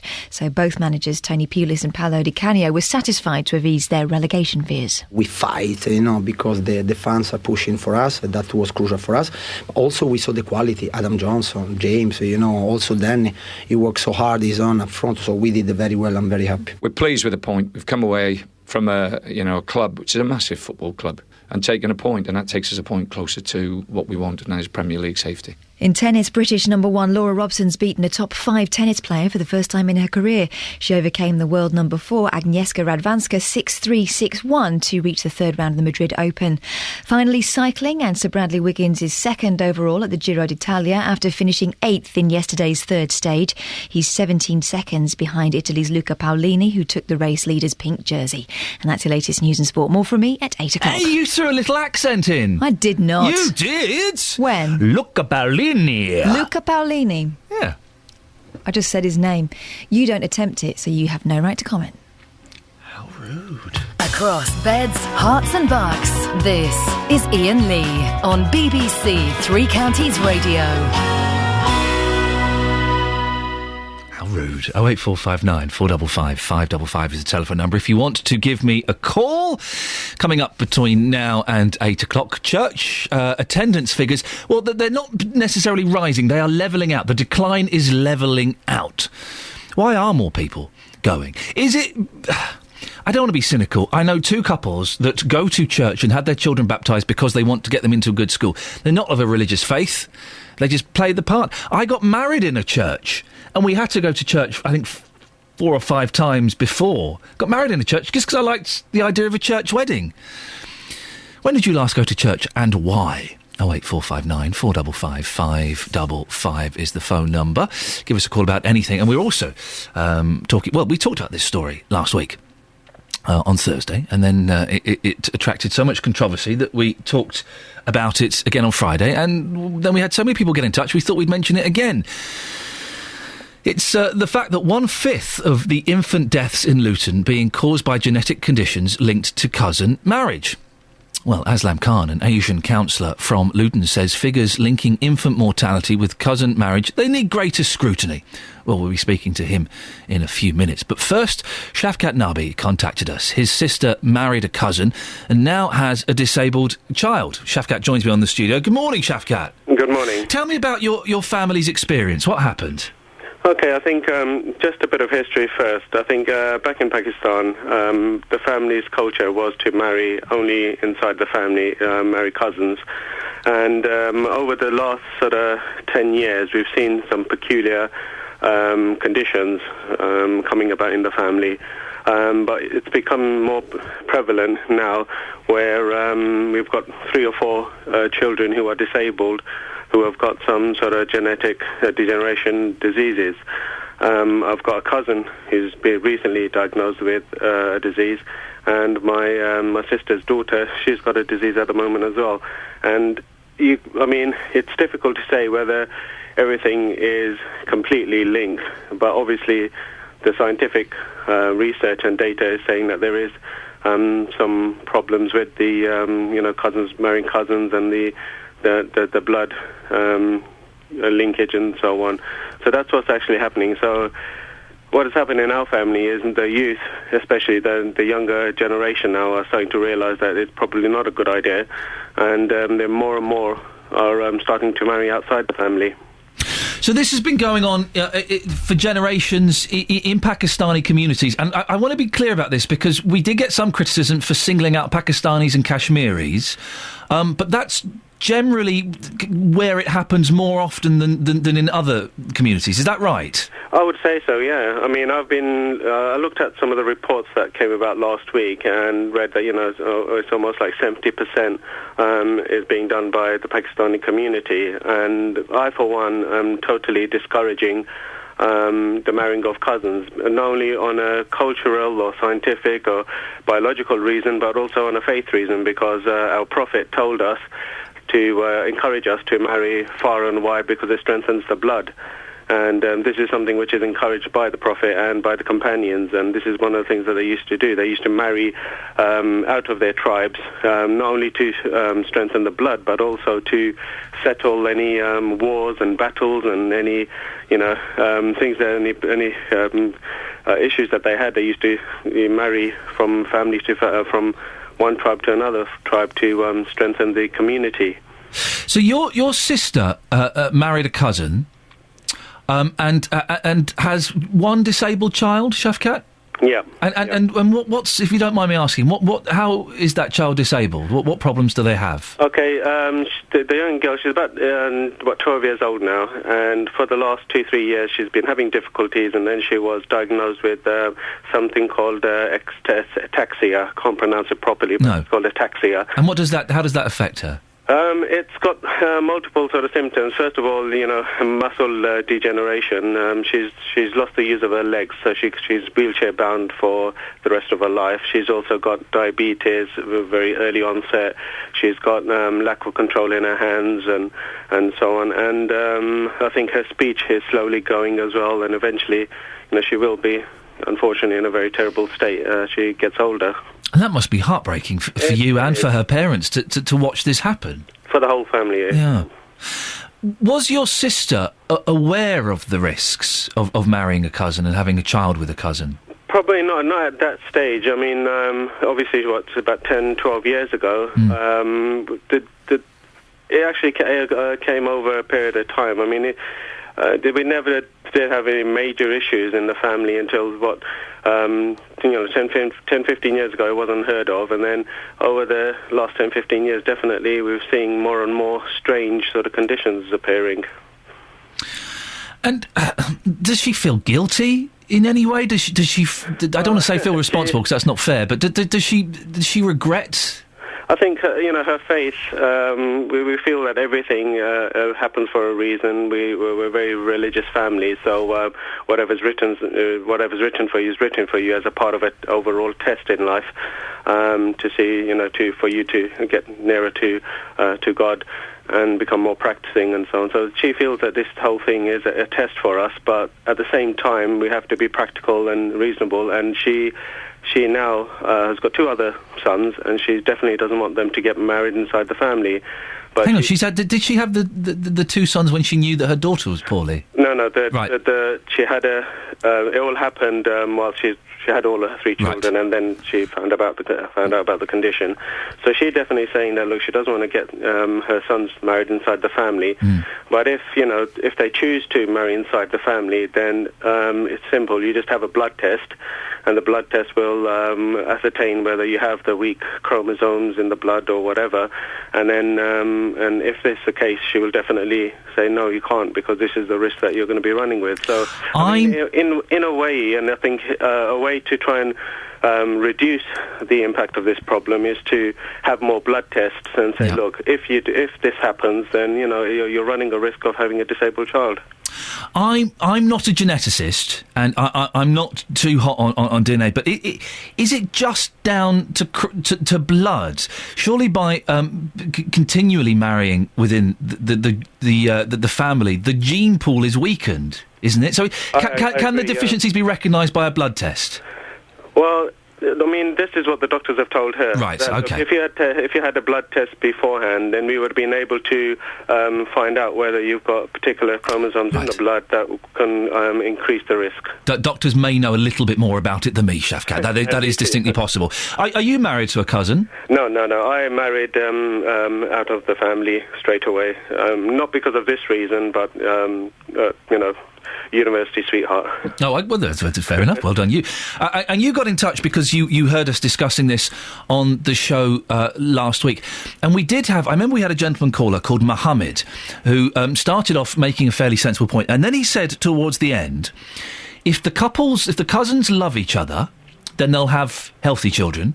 And if they hate each other, that's when problems arise, and that's when they'll have potentially disabled children.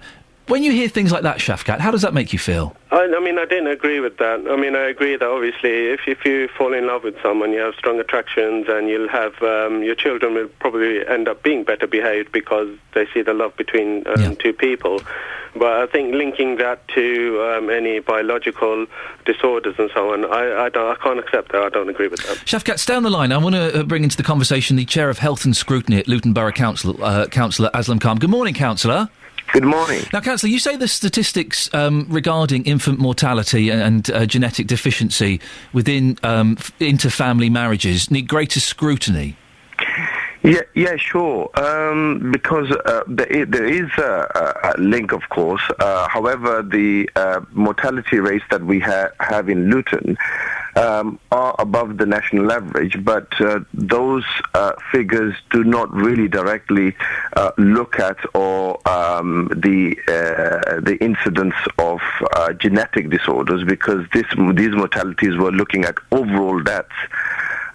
Which states that the figures, and I don't have them in front of me, so excuse me if I'm quoting these wrong. Between 2009 and 2011, there were 98 deaths of children, and 20 of those were caused by cousins marrying.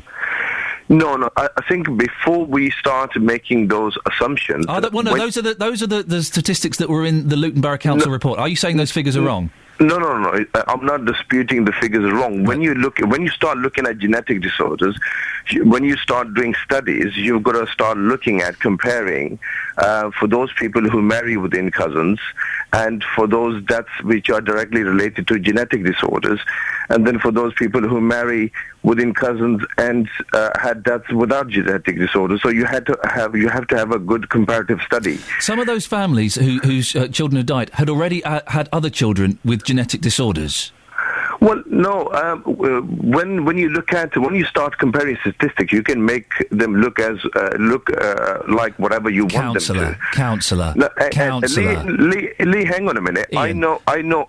Sorry, Ian. That's all right, but hang on a minute. When you start talking about science, you have to have good, robust studies. Okay. And I know very much about. So tell me about science into DNA, Councillor, and the weakening of the gene pool when families marry. Well, put it this way: if people marry generations after generations, you do get a recessive gene. Okay. Right. When you talking about marrying cousins and having disabled children, you got to have a good comparative study. You got to have. This has been going on for generations in the Pakistani and Kashmiri community, hasn't it? Sorry. This has been going on for generations in the Pakistani and Kashmiri community.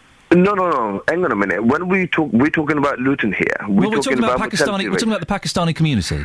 We're talking about here Pakistani community and the death rate in Luton, the mortality rates. Okay, has that been going on? Has that been going on for generations? No. In some cases, it may well be. Okay. We're talking about a genetic disorder related mortalities. Yes. When you start looking at figures, you need to scrutinize them, and you need to really do comparative studies. Councillor, you just brought up the subject of it going on for generations, and it has been going on for generations. Hang on a minute. We're talking about mortality rates in Luton, and when we start comparing statistics, you need to see whether the studies have been done properly before you start making assumptions. The Luton Borough Council report said that 20 children had died in a space of 2 years in Luton because of genetic deficiencies caused by cousins marrying. Hang on a minute. When you start looking at studies... Are you saying the Luton Borough Council report was incorrect? Because that's what it said. That's not what I'm saying. That's what it said. When you start doing statistics, when you start looking at scientific studies, you need to have proper, robust studies. So you are saying the Luton Borough Council report was wrong? The pool data is not good enough. So you are saying it was wrong? No, I'm not saying it's wrong, and I'm not saying at this time and moment it's right. Okay. Well, what are you saying, Councillor? Because you're starting to annoy me now. Answer the question. Are you saying that the council report was wrong? No, stop making assumptions. I'm not making assumptions. I'm trying to get an answer from you. No, I am saying to you, there is there may be an association, and there is evidence out there when you marry within cousins, you do get this recessive gene. But when you start looking at death rates and when you start questioning them, in my eyes, before you start making those assumptions, you've got to do a comparative study. This here, just making assumptions that 20 children died, and not having a randomized or double-blind controlled trial. Councillor, so we're running out of time. We're running out of time. So you are saying then that the council report is wrong. Can I just press you on that? Because the council report said for the last time, the council report said, and I remember because I had it in front of me all morning. The council report said that 20 out of 98 children died over a 2-year period in the Pakistani community because they had genetic defects caused by cousins marrying. Are you saying that's right or wrong? No. I'm not saying that's wrong. What I'm saying is to make those assumptions before we make. It's not an assumption. It's the Luton Borough Council report. It's not an assumption. They're stating that as a fact. Are you saying that fact is incorrect? No, I'm not disputing that at all. So you're saying you are aware then that 20 children died of genetic deficiencies caused by cousins marrying. You're aware of that then as a fact? Yeah, absolutely. That's what the report says. Okay. However, Lee, the thing is, when you start looking at mortality overall, you've got to be aware 1 in 5 do die of genetic or hereditary caused by cousins marrying. Currently, yeah. Right. However, so if we accept that, that 20 children died over 2 years because of cousins marrying, we finally got that. If we accept that, that's 20 children too many, isn't it? That's 20 children too many. If we can stop that, then we should stop it, shouldn't we? Yeah, of course. There's no doubt about that whatsoever. So how do we've got 30 seconds, how do we stop it? Well, we need to educate people. We need to make sure that they're aware, or if there's a risk, they need to get the tests done. They need to make sure that if they're carrying this weak gene, and if they think that the other person has also a weaker gene. I'm sorry to interrupt. I've got to hit the travel. Councillor and Aslam Khan and Shafkat Nabi, stay there for a second. I do want to come back to this. Before we do that, though, it's 7:48 and very, very late. Let's get the travel with Adam Glynn. Herts and Bucks travel. BBC Three Counties Radio. For a good debate, the travel can always wait a little bit. The A6, we've just had a call from Ray. At the turning for the Barton-le Clay bypass, the roundabout there's been an accident with a motorbike and 2 cars involved. It's looking very busy already, said Ray. At the A1, looking slow southbound between Eaton Soken and the Black Cat roundabout. A1M busy from Stevenage to Hitchin, mainly on the southbound side. And again, the A1 as you get into London Stirling corner to Mill Hill Circus, expect queues. M1, delays from Flitwick to Redbourne, junction 12 to 9. M25, we've still got that problem clockwise, lane closed on the exit slip at Enfield because of a broken down lorry. Anti-clockwise slow from the M1 to Watford and Chorleywood to the M40. Adam Glynn, BBC Three Counties Radio. Thank you very much. Right, we're jumping forward a little bit. Let's go and get the latest weather news, shall we? Kate, what's happening in the weather? Well, it's going to be a sunny day again today. A really lovely day to get outside and enjoy it. Temperatures getting up to 22 Celsius. That's 72 degrees in Fahrenheit. But it's set to change overnight. More in the way of cloud from midnight. Outbreaks of rain towards dawn and a minimum temperature of 7 Celsius. That's your forecast. Okay, thank you very much indeed. Right, 7:49. We'll return to that discussion with Councillor Aslam Khan and Shafkat Nabi. But before that, here are the headlines on BBC Three Counties Radio. Luton Police are appealing for witnesses to the 13th gun-related incident in the town this year. A 19-year-old man has been charged with attempted murder after a man was hit by a car in Rickmansworth on Sunday. And coming up before 8, if we manage to squeeze it in, is it hypocritical to go to church just for weddings? I suspect we may be pushing that a little bit after 8, as we'll continue the discussion on cousins marrying and the effect it possibly has on the children. If you want to have your say, 08459 455 555. Tackling your consumer problems. Sylvie wasn't happy with the quality of her telephone line. Kate's having problems with her leaky garage roof. The JVS Show. 5 times they've not turned up for the appointment. I've still got the leak, which is obviously getting worse. Fighting for your rights. I went to speak to your telephone company and I said, look, what on earth is going on? The JVS Show. Have they managed to fix the problem with the internet? Yeah, it's fantastic. Absolutely wonderful. But it could not, it would not have happened without your intervention. If you have a consumer problem, we can do the same for you. It took one phone call from yourselves, whereas I've been trying for over 6 months. The JVS Show, weekday mornings from 9 on BBC Three Counties Radio. OK, well, it has been a debate that's gone on for a few days, and more of you seem to be interested. If you want to have your say now on cousins marrying and the potential dangers that it can have in having children, 08459 455 555, joined by Luton Borough Councillor Aslam Khan and also Shafkat Nabi, who got in touch with us. Shafkat, you were telling us that your sister married a cousin and has one daughter who suffers from a degenerative disease, and hopefully the two boys, as far as we know at the moment, are fine. When you hear Councillor Aslam Khan talking like this, Shafkat, how does it make you feel? Okay, I mean, I understand he's defending the Pakistani culture and Pakistan, and it's something that's been in our generations for ages. And again, I think you probably have to accept the statistics that they are saying, giving you a certain message, but it's not like a blanket statement that it's going to happen every time to every cousin that marries a cousin. It's something it's still happens. It's low, but it's one too many, one death too many. And I, for one, definitely want to discourage cousins from marrying cousins. So, I mean, that's something that in our families, the younger men who are getting married are starting to look at. A lot of them just don't want to marry inside the family. Councillor? Yeah, no, I look, the thing is, at the end of the day, it's not down to me or anyone else to decide who should marry and who they shouldn't marry. But when you start looking at those statistics, you've got to scrutinize them. And for those people who are at a higher risk, they need to get some tests done if they want to marry within the cousins. Or if anybody else, I think they need to be quite sure whether they're carrying a weak gene or not.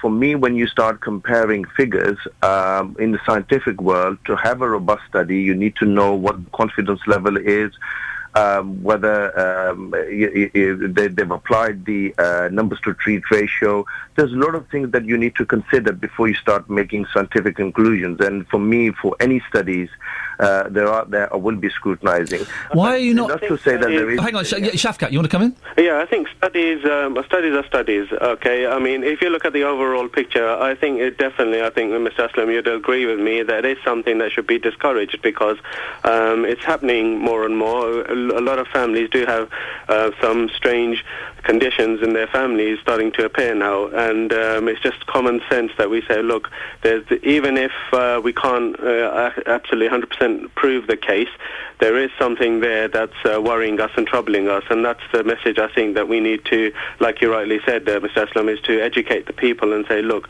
before you go about doing these things, then definitely have a blood test. But I also think, in terms of community, I think there's things further afield than just this issue of having the risk of disabled children. I think it's a question of, building stronger communities by, integrating more families and creating more diversity. Councillor, according to Shafkat says it's common sense.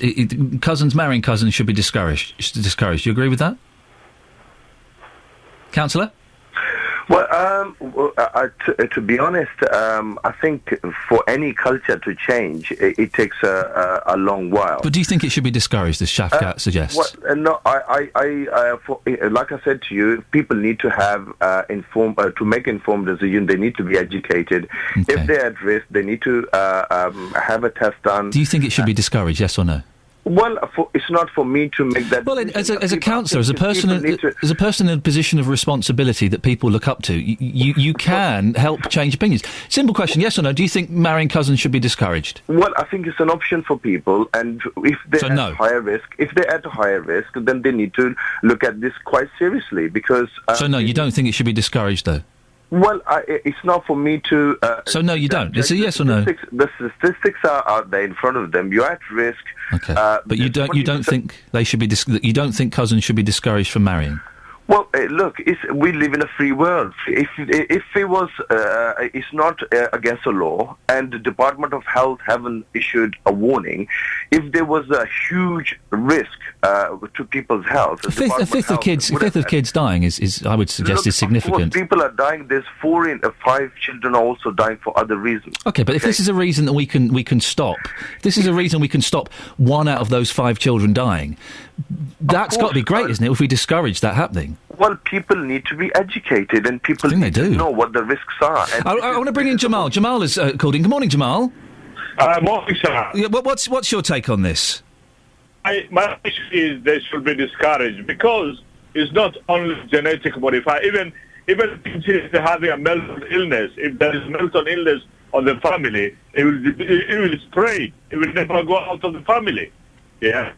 Jamal, the line's not great. I think we got the point there. Mental illness, the Councillor Azam Khan, that can be passed down as well through the families. Well, there's a lot of illnesses which could be passed down, and even, for example, the infectious diseases, a lot of other things could be passed. So that's why you've got to be very careful, and you've got to know, and people need to be aware of their own health and the risk there may be in any case. And for me as a councillor, what I would want is the community to take ownership of their health, know exactly what they're doing. They need to research.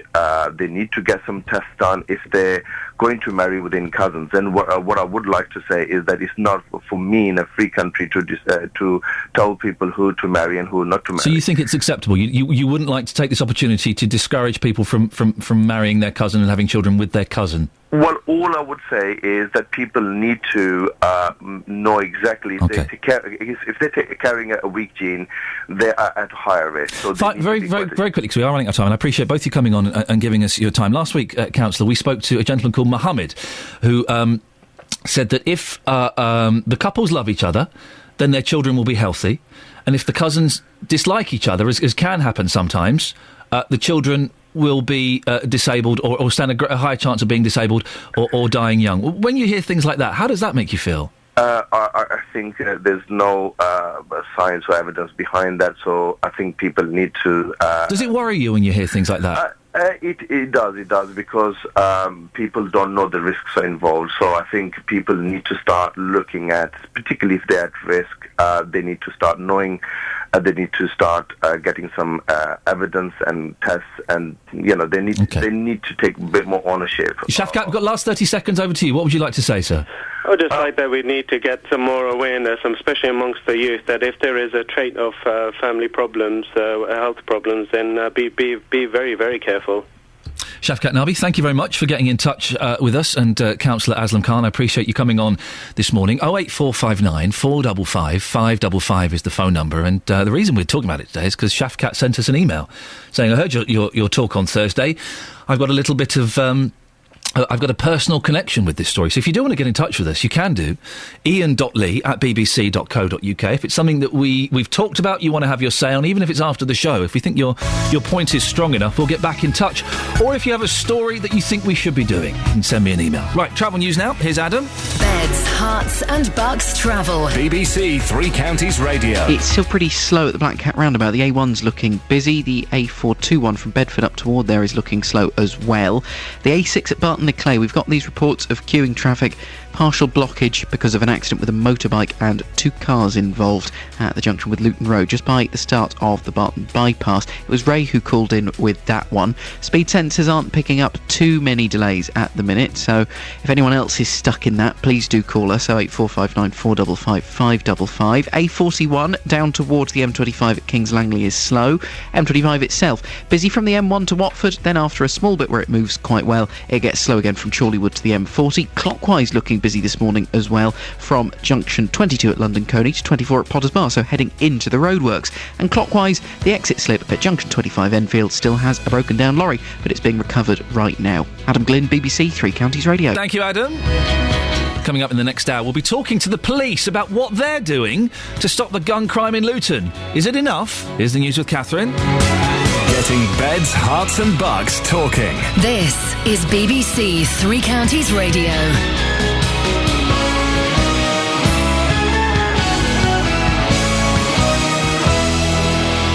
Good morning, it's 8 o'clock. The headlines: 13th shooting in Luton, Jimmy Tarbuck arrested, and victory for Ronnie O'Sullivan. BBC Three Counties Radio. Police in Luton have launched an investigation after shots were fired at a car on Sunday night. Laura Miller has the details. Shortly after 9 o'clock, a motorcyclist shot at the occupants of a black BMW. He missed and the car gave chase.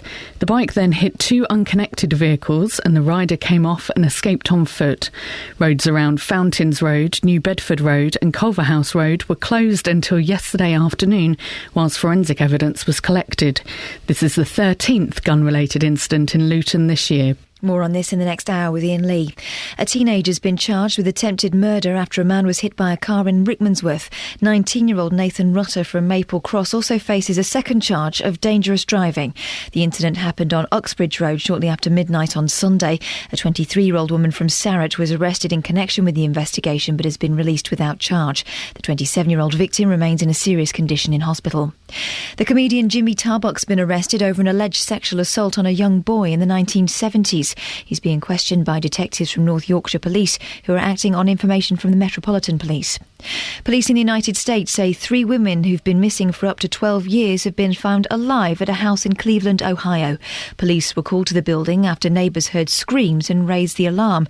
A 52-year-old man's been arrested. Jane Little reports. Their cases made national headlines and they were sought for years. Now Amanda Berry, Gina DeJesus and Michelle Knight, who went missing at different times in Cleveland, Ohio, have been found in one house. It's believed Michelle Knight was 20 when she disappeared 12 years ago. In 2003, Amanda Berry was 16. She was last heard from when she called her sister, saying she had a ride home from her job at a fast food chain. A year later, Gina DeJesus, then 14, went missing on her way home from school. The former Chancellor, Lord Lawson, has become the most senior Conservative to say he'll vote for Britain to leave the European Union if a referendum's held. In a newspaper article, he says the EU is past its sell-by date and that the case for Britain's exit is clear. A new report has found the best place to be a mother is Finland. The research by charity Save the Children ranked countries according to several factors, including death rates among recent mothers and children and education. The UK, where mortality rates are higher than many other European countries, comes 23rd on the list. In sport, at the World Snooker Championship in Sheffield, Ronnie O'Sullivan beat Barry Hawkins by 18 frames to 12 to retain his world title at the Crucible. It was O'Sullivan's 5th world crown, and he's the first player to defend the trophy since Stephen Hendry back in 1996. The weather mostly dry with sunny spells and a top temperature of 22 degrees Celsius. That's 72 degrees Fahrenheit. There's more news and sport online at bbc.co.uk/3 counties. BBC Three Counties Radio. First for news.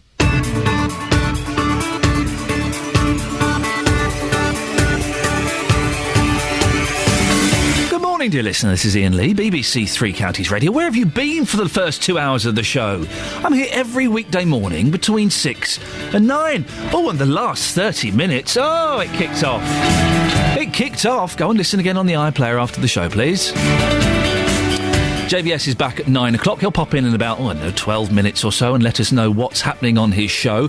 But between now and 9, lots to talk about, including... There's been another shooting in Luton. It's the 13th this year. Well, next I'll be speaking to a former gang member to find out what he thinks can be done to discourage young people from getting into gun crime. And before 9 o'clock, Bedfordshire Police will be joining me. What do you want to ask them? What do you want to tell them? How do you think they should be handling the gun crime in Luton? 08459 455 555. At what age should you let kids try alcohol? A new campaign is starting in Hertfordshire to encourage parents to talk to kids more about it. And is there anything wrong in just going to the church for weddings, funerals, or at Christmas? The Church of England says it's finally seeing a levelling off in the long decline in Anglican church-going, and more of us are going for special occasions. You can go to facebook.com/BBC3CR. You can send me a text, 81333. Start your text 3CR. Put your name on it, please. Best way to get in touch is to give me a phone call, 08459 455 555. BBC Three Counties Radio. Peace rally on Sunday. A few hours after it, there was another gun-related incident, the 13th in Luton this year. Well, police have launched an investigation after shots were fired at a car on Sunday night in Culverhouse Road. Our reporter Justin Dealey has been back there this morning. Justin, you were there yesterday when the road was still cordoned off. What's it like there now? It's a very different scene to yesterday morning, Ian, that's for sure. The police cordon and the forensic unit, they've now gone. The road is now fully reopened. I spoke to this man earlier this morning who doesn't wish to be named. Now, the shooting happened directly outside his house, and he's been describing events on Sunday. Well, as far as I'm concerned, I was actually in my living room sitting with my family and stuff, and I heard a couple of shots, like I was like a loud bang and stuff. I looked outside and couldn't really see much, and all of a sudden there was all police and that around, and they kind of cordoned off the road and stuff. But this isn't the first time it's happened. I think in the last couple of weeks, I think this is the second time that it's happened. And I mean, I've got 2 little kids, and I mean, I'll be at work most of the time, and I mean, I'm telling my missus that, you know what, it's not safe to come out because it's just you just don't know what to expect. So you're actually telling your wife now not to leave the house? Yeah, not to leave the house, no, until basically we know exactly what's happening, and it's not safe to come out, basically. Although you say that there's been a couple of incidents here recently, you are really shocked because this happened directly outside your house. I mean, the first time that it happened, it was around about 2 in the morning, and this has been, like, I mean, I was asleep with my family and stuff, and it was, like, very disturbing because we just didn't know what was happening. And it's not nice when you're sleeping in the middle of the night and you're having to hear, like, gunshots when you find out later on that that's what it was. So, bearing in mind what you're saying, you must now be thinking about leaving this road, surely? No, that's something that I've actually discussed with my partner, and we are actually considering that. It's because this used to be a very good area, but, I mean, it's not even that. I mean, once the incident happens and it's all kind of like the dust has settled and stuff, it's just that you still get crowds of guys that just stick around, and it's like a traffic jam. I mean, you get cars constantly just driving up and down, and it's not pleasant anymore. It's not the kind of environment that you want to bring up your family, you know? It's the 13th shooting in Luton this year. Just lastly, do you think it's too late now for Luton to turn itself around, bearing in mind it's the 13th this year alone? No, I don't think it's too late. I just think basically it's just they need to get to the bottom of it as into what's causing it and stuff. And no, I don't think it. I think they can basically, something can be done about it, but it's just that the root of the problem is what they need to tackle, and once they do that, I'm sure it can be how it used to be. But when you first lived here, never in a million years did you think you'd be hearing gunshots directly outside your front window? No, definitely not. I mean, it's like it's happening at random times where, do you know what I mean, you could be out with your family and stuff, and someone could just drive by and just your family could be at risk, you know. So it's not nice. Well, Justin, the question you've been asking people this morning is, do they feel safe in Luton? And if anyone wants to give us a call in, let us know either way. 08459 455 555. What have people been saying to you? Well, you've heard that terrifying story there from that man. He lives down Culverhouse Road. Now, what I haven't done, I haven't been back there to ask this question about how safe people feel, because clearly, if a shooting has happened down your road, the chances are you are going to feel very unsafe, because that incident, of course, is fresh. So what I've done, I've come into Luton Town Centre. Most people do not feel safe, to be fair. I've been asking them that very question, and this is what people have had to say. Can you tell us how safe you feel in Luton? Bit scared, frightened, sometimes scared to go out at night time, and sometimes you think about your kids going out, especially teenagers. But all my kids is growing up, so I still worry about them. Plus I've got grandkids that are a bit younger, but yeah, I do feel unsafe going out, and you are scared. So you've lived in Luton for 5 years. How safe do you feel here? Not safe at all. It's a horrible place. Is it really that bad? Yes. Vanessa, we're asking people this morning how safe they feel in Luton. How safe do you feel here in the town? Yeah, I feel pretty safe, but as I say, you've got to be careful about who's around you, because you never know who you're with anyway. And it just takes one split second for someone to go mad or just to do something that's not explainable as to why they've done it. But, like, we travel a lot and we see it all over, like, in the States and that, and they do have a lot more gun crime out there, and it has come over here. But it's just isolated cases that happen. Sometimes they get blown up out of proportion, and you just got to be careful about what you go, where you go, who you go with, and what you see around you, and just have your wits about you, really. Let's have a final word with yourself, madam. You live very near to Culverhouse Road in Luton. How safe do you feel in the town? I don't feel safe at all. I wouldn't go out after a certain time at night. Even during the day, you don't feel safe. I don't think it's the town so much that's changed. I think it's people that have changed the town. And unfortunately, yeah, Luton is not very safe anymore. Well, that was Justin speaking to the residents of Luton. Joining me now is Chris Preddy, who is from the charity Make Dreams a Reality, an organisation which educates teens about the effects and dangers of gun crime. Morning, Chris. Morning. Chris, you're a former gang member yourself. What kind of stuff did you get up to in a gang? Well, this is what I've been hearing from a lot of people when they've been doing their talks. I don't think it was that enhanced when I was growing up, as in what gangs really are. I think a lot of the times young people are hanging out outside their area, outside their flats, and it starts to get to a stage where, you know, if a young person's on the street, they're going to start finding things, what can we do? And these are the times when, at a young age, these are the things that we need to be tackling. Make sure there's youth clubs, make sure there's trips, make sure there's personal advisors and also mentors that's out on their estates talking to these young people so they don't get dared to go and do something in the sense of crime. How did you get yourself out of your gang and away from that world? In the sense of away from a lot of the things that young people get up to these days, and the way that you get out of it is you've just got to come with a sense of, you know, you've got to want to do it. You can't allow someone to stop doing what they're doing or feel that they have to stop what they're doing, because within young people sometimes they don't know what they're doing is sometimes wrong or sometimes even right. So I say to myself, like, it's like if I said to you, stop eating bread, you like bread. Whoa, Chris, back away from the bread, man. Come on. You know what I mean? Yeah, you love exactly. bread, you love sandwiches, you love your toast and everything. So I need to tell you to stop eating that personal bread and try another bread which is going to be much better for you. And that's what it is now enough for the young people sometimes. It's not saying to them, just stop, come off the streets or come off the area, your house, stay in your house and you're going to be fine. And that's something that we need to start saying to young people, that it doesn't just work that easily. Chris, when you were in gangs, I don't know how long ago this was, were you involved in guns, or are you surprised by the way things have developed in the last few years? I'm definitely surprised, and when I was, like I said, when I was growing up, it was never really as harsh as that. I think one of the things when I was growing up, a gun and a knife was still one of those right things. Like, he's got a gun, it was really like a big thing. I think now for the young people, it's getting to a stage where it's coming like second nature. You speak to a lot of young people, and they sometimes then feel threatened. And that's the reason why a lot of people are holding guns, a lot of people are holding knives, because they feel if they don't have something to protect themselves with, then they could become a victim within knife crime or gun crime. Is a lot of this to do with... I haven't got a clue, I'm just guessing here. Is it a lot of it to do with not having positive role models for some of these people when they're growing up? I think definitely sometimes it comes down to that. For a lot of the cases with males. I feel like a lot of times when I speak to young people, especially a lot of the males don't have male role models or father figures or brother figures. It's showing them and guiding them in the right way sometimes. So yeah, I definitely think there's a lack of role models for the young people today. And Luton, 13 gun crimes this year alone, and people are getting worried. What should the police be doing, for example? We're speaking to the police a little bit later on in the show. What should the police be doing to kind of change this and change the attitude?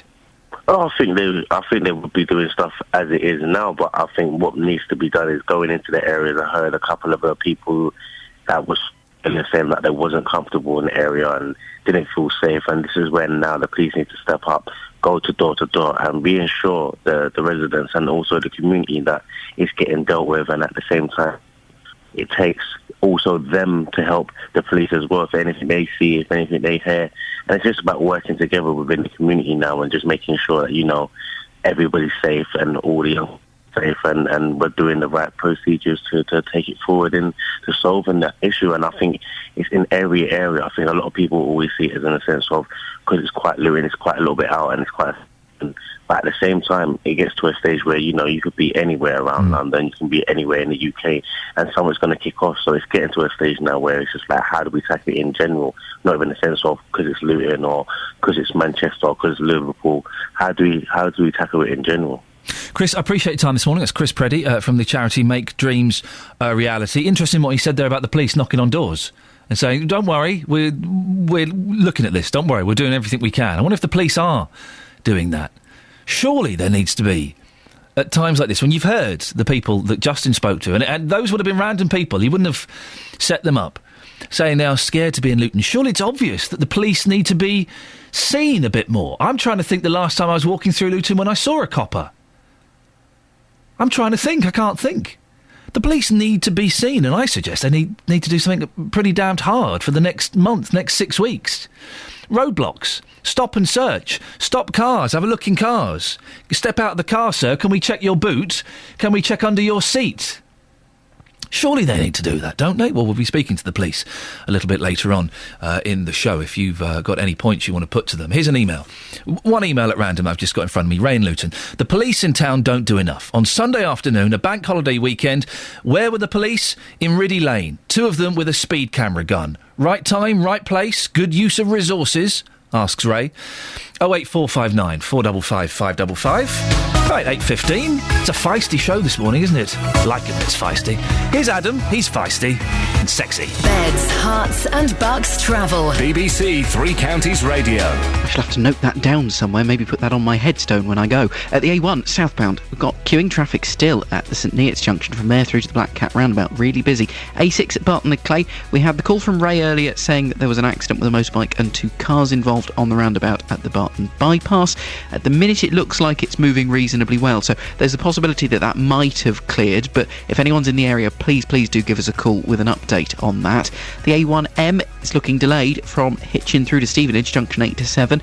A1 as you get in toward London Boreham Wood, queues from Stirling Corner to Mill Hill Circus. The southbound M1 this morning, there are long delays between Flitwick and Redbourne. It's taking about 40 minutes to get through from those 2 junctions. Anti-clockwise M25 stop-start from the M1 to Watford, then Chorleywood to the M40. Clockwise, it's taking about 20 minutes to get through the section with the roadworks at the minute. Junction 22 at London Coney to 24 at Potter's Bar, looking busy. Heavy on the M40 from Stokenchurch to High Wycombe, and the A41 is queuing toward the M25 at Junction 20. Trains across the 3 counties so far this morning running without problems. Adam Glynn, BBC Three Counties Radio. Thanks very much, Adam. Right, it's 8:17. It's Tuesday the 7th of May. I'm Iain Lee. These are your headlines on BBC Three Counties Radio. Police in Luton have launched an investigation after shots were fired at a car on Sunday night. A teenager has been charged with attempted murder after a man was hit by a car in Rickmansworth. In sport, Ronnie O'Sullivan has become the first man since Stephen Hendry. What happened to Stephen Hendry?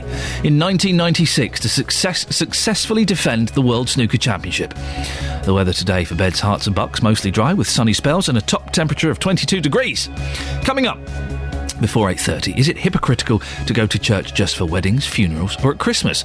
Well, the Church of England says it's finally seeing a levelling off in the long decline in Anglican church-going, and more of us are going for special occasions. BBC Three Counties Radio. Nick Coffer on BBC Three Counties Radio. Every weekday between 12 and 3, I'm here with a little bit of celebrity. I've always loved being a comedian because it's my job, so I'm going to keep doing that. I was voted Japan's #1 male vocalist of the year, and I beat out Frank Sinatra. How's that? Expert advice. It does sound like it's a mechanical pain brought on by altered mechanics in your upper limb. Your capital's protected because I'm guessing what you don't want to do is take any risks with the capital itself. And loads of really great music. Nick Coffer, weekdays from 12 on BBC Three Counties Radio. That wasn't just interpretive dance as you normally perform at the end of those jingles, JVS. That was body popping. Yes, like, I can pop. I felt an electric boogaloo. It's like 1986. So that's just stretching what you're doing there. There's no popping unless it's your shoulders clicking. No, I can't really pop. Did you have a nice bank holiday? I had a beautiful bank holiday. How was your barbecue that I wasn't invited to? It was very luxurious. Actually, to be honest, I burnt everything. Oh, really? I've always taken great pride in the fact that when I do a barbecue, I don't do it as many people do. I kind of cook it nicely. I'm not one of those people who microwaves everything first and then just pop it on at the end. Oh, I hate those idiots. Oh, I just don't see the point. You know, if you're going to cook it on the barbecue properly until it's cooked all the way through. But the trouble is, I turned my back for 2 minutes. Oh. When I came back, my thighs were on fire. Literally, they were on fire. So I then had to subtly... I'm standing there at the barbecue with a knife and a fork, and I'm subtly trying to scrape the black off. Oh, dear. In some ways, I'm glad I wasn't invited. Yeah. When you say you do it properly, I'm assuming that means you don't have a gas barbecue. No. You have proper coals. Really? Oh, yes. A bit of lighter fluid on there. No, I buy these bags. You just set fire to the bag, and the whole thing goes poof. And before you know it, you've got lovely grey coals. Whose catchphrase was that? Piff Puff Puff. Who was that? The Great Soprendo. Great Soprendo, married to Victoria Wood for some time. Is he not anymore? I don't think so. Really? Yes, yes, I heard they separated. Oh, really? That's what I heard. Yes, that's what I heard. Okay. Nice to have you back. Always, although again, just be careful. Tim is excellent. He is. Do you want me to go? Is that the truth? You want me to go? I'm going to do something that counsellors don't do when they come on this show. I'm going to give you a direct answer. Yes, I do. It's not very nice, is it? No, I don't want to sit on the... No, I don't want... I thought we were friends. No, You're not trying to just get me out. Yes, I think Tim is excellent. And I'm going to start a campaign. I'm going to start a Facebook group. Get Tim on the JVS show slot more until JVS show is not... It's the Tim show. So what do you want to happen to me, then? Let's take this through to its natural conclusion. Scrap heap? Oh, no, listen. Very unkind. I believe that Heart have got a nighttime slot, 11 till 1 a.m. I believe that's brilliant. Yeah, I'd be perfect on that, wouldn't I, really? I can't imagine you jockeying. Here's Daft Punk. Right, let me see what you've got, because I messed this up terribly yesterday. No, this is all right. It's all right. We're continuing something you've been talking about. We can go, yes. Is there anything wrong with letting children try alcohol? That's what we'll discuss this morning from 9. As you've been discussing, a Hertfordshire campaign group which promotes the sensible use of alcohol says it wants to encourage more parents and carers to talk about alcohol to children as young as 8. A recent survey found that only 20% of those asked discussed the subject with youngsters before they became involved with drink. Well, I want to hear your views from 9. Is there anything wrong with letting children try alcohol? I'll level with you. I had to have my stomach pumped when I was 6. Why are you laughing? I had to have my stomach pumped when I was 6, and I also had to be rescued by a lifeguard from the swimming pool on the after the Canvas Holidays Welcome Barbecue. I was 12. Right, yes. And unfortunately, the non-alcoholic punch was actually pretty potent stuff, and I threw myself in the swimming pool, lost the ability to move my limbs. Had to be rescued. So, as a child, I certainly had a number of experiences with alcohol, but is there anything wrong with letting children try alcohol? From 9 this morning, I want to hear... Are you crying? I want to hear your views... 08459 455 555. My parents, the time when I had my stomach pumped, it was at St Albans, still had an A&E, and they had to push me in my brother's pushchair because I couldn't walk. Paralytic I was. And they pushed me into... Go away, I don't want to know. All these rugby players with broken arms wheeled me in. It was like Arthur arriving. Get out of my studio, please. Call 08459 455 555. 08459 455 555. BBC Three Counties Radio. There we go. That's the quote of the day. Quote of the day. JVS describing his 6-year-old drunken self being pushed in a buggy to hospital. It was like Arthur arriving. Now, the Church of England is celebrating this morning after figures show their attendance is levelling off after a long decline in church-going. And more of us are going at Christmas. There's also been a marked growth in baptism. Well, I'm joined now by the Reverend Jenny Mills, the minister at United Reformed Church in Newport Pagnell, and also Iain Smith from the Bedfordshire Humanist Society. Good morning to both of you. Good morning. Good morning. Iain, listen, I'm not particularly religious, but I like going to church. I go for Christmas sometimes. I go if I'm a bit bored on a Sunday. It's quite nice to go to church, isn't it? It is. I mean, a lot of people do go to church because they just like the social bit and a good sing-song. And I don't see anything wrong in that at all. It's the bit that you've been sort of trailing a little bit about having to get your name down for the faith schools where it gets a bit insidious, really, isn't it? And Jenny, that does happen, doesn't it? I know of 2 families where they go to church semi-regularly and had their kids baptised because they wanted to get them into a good school. Yeah, sadly that does happen, but I think what we have to do as churches is be aware that God would work through all different ways of going to church and all different ways of engaging with things that go on in the church. And whilst a few people do that, I'd like to think that the majority go because, as you say, they find something there that they don't find anywhere else. Iain? I think actually, I mean, it's an intriguing problem, but it is stretching credulity a little, isn't it? That we've got belief is in long-term catastrophic decline. It really is well supported by the figures. And yet we're expected to believe that church attendance is stable, or someone seems to think it's ticking up slightly. I mean, nothing about this adds up. I mean, if you look at church attendance, 1950 to 1980, it halved. 1980 to 2005, so that was 30 years. 1980 to 2005, only 25 years, it halved again. It's just in terminal decline, and the idea that people are suddenly finding religion and popping off to church, I'm afraid, is just... I think what is declining, or what is being counted as decline, is church attendance in traditional established churches. I think that what you're not allowing for, or what is not being allowed for in those figures, and I think this happens in all churches, well, possibly in all organisations, but particularly in churches, is we're not allowing for things called like fresh expressions, new ways of being church.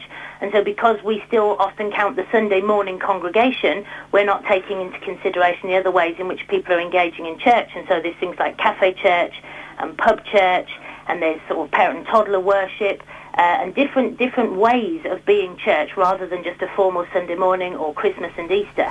And I think what we are seeing is a developing awareness of belief and faith. And I think what's happened is the more difficult life becomes, the more we search for an answer. And I think that this is more recently, as we've got the financial crisis, we've got people feeling quite demoralised about things. You look for a hope, you look for a community, and people are beginning to find that in church, I think. I think if you do look at what you just said, that you're measuring the Sunday attendance. In fact, you're not actually measuring Sunday attendance anymore. What you're measuring is monthly attendance. And I think the year 2000, you switched from measuring weekly attendance to monthly attendance, and that at a stroke doubled your church attendance figures. So the figures that are being published today, we ought to be halving if we actually... But you're still looking at traditional sort of Sunday congregations, as opposed to new ways of being church as well. And I just think that people are looking for an answer and a belief, and I think there are many people who have perhaps a latent belief of faith, that they are searching for a place that gives them the help they need to help that. Iain, Jenny makes a good point. New ways of being church are enabling that.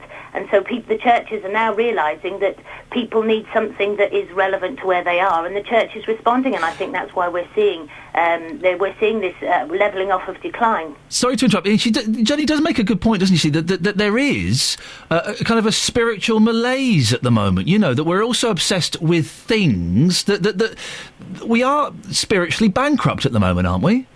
Well, that's interesting. I don't accept that at all. I think most people are now beginning to realise that spirituality isn't going to church and No, but it can come from that, can't it, for some people? Go again? It can. It isn't necessarily going to church, you're right, but it can stem from that for some people, can't it? But, I mean, churches are now looking around and they're looking at Reiki practitioners and saying, these people are searching for something spiritual. And that's nonsense, I have spiritual experiences listening to Elgar's cello concerto. And so do many people who go to church. Many people who, I think you're right, it's about spirituality, it's about developing who we are, it's about looking for a meaning in life. And different people find their way of connecting with something beyond themselves through different ways.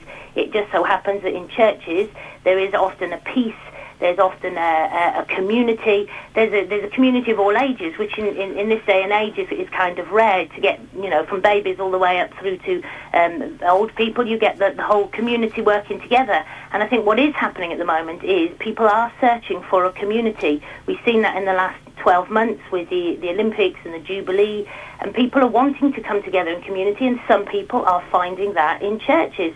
And I think what churches are doing more and more is they're engaging with people, and they're finding more effective ways to engage with them. And if we can get the message of Christmas across, we can get the message of Easter, then we allow for God to work with people. Our job as churches, or our role as churches, is to raise people's awareness of God's love, and that's what we're supposed to do. We allow for God to work with that. And I think that's what we're seeing happening at the moment. We have to end it there. It's a fascinating discussion. I could talk about this all morning. We'll definitely get you both on again at a later date to discuss that. The last voice you heard there was the Reverend Jenny Mills, minister at United Reformed Church in Newport Pagnell, and the gentleman was Iain Smith from the Bedfordshire Humanist Society. Well, 08459 455 555 if you want to have your say on that. Right, let's get the travel news now with Adam Glynn.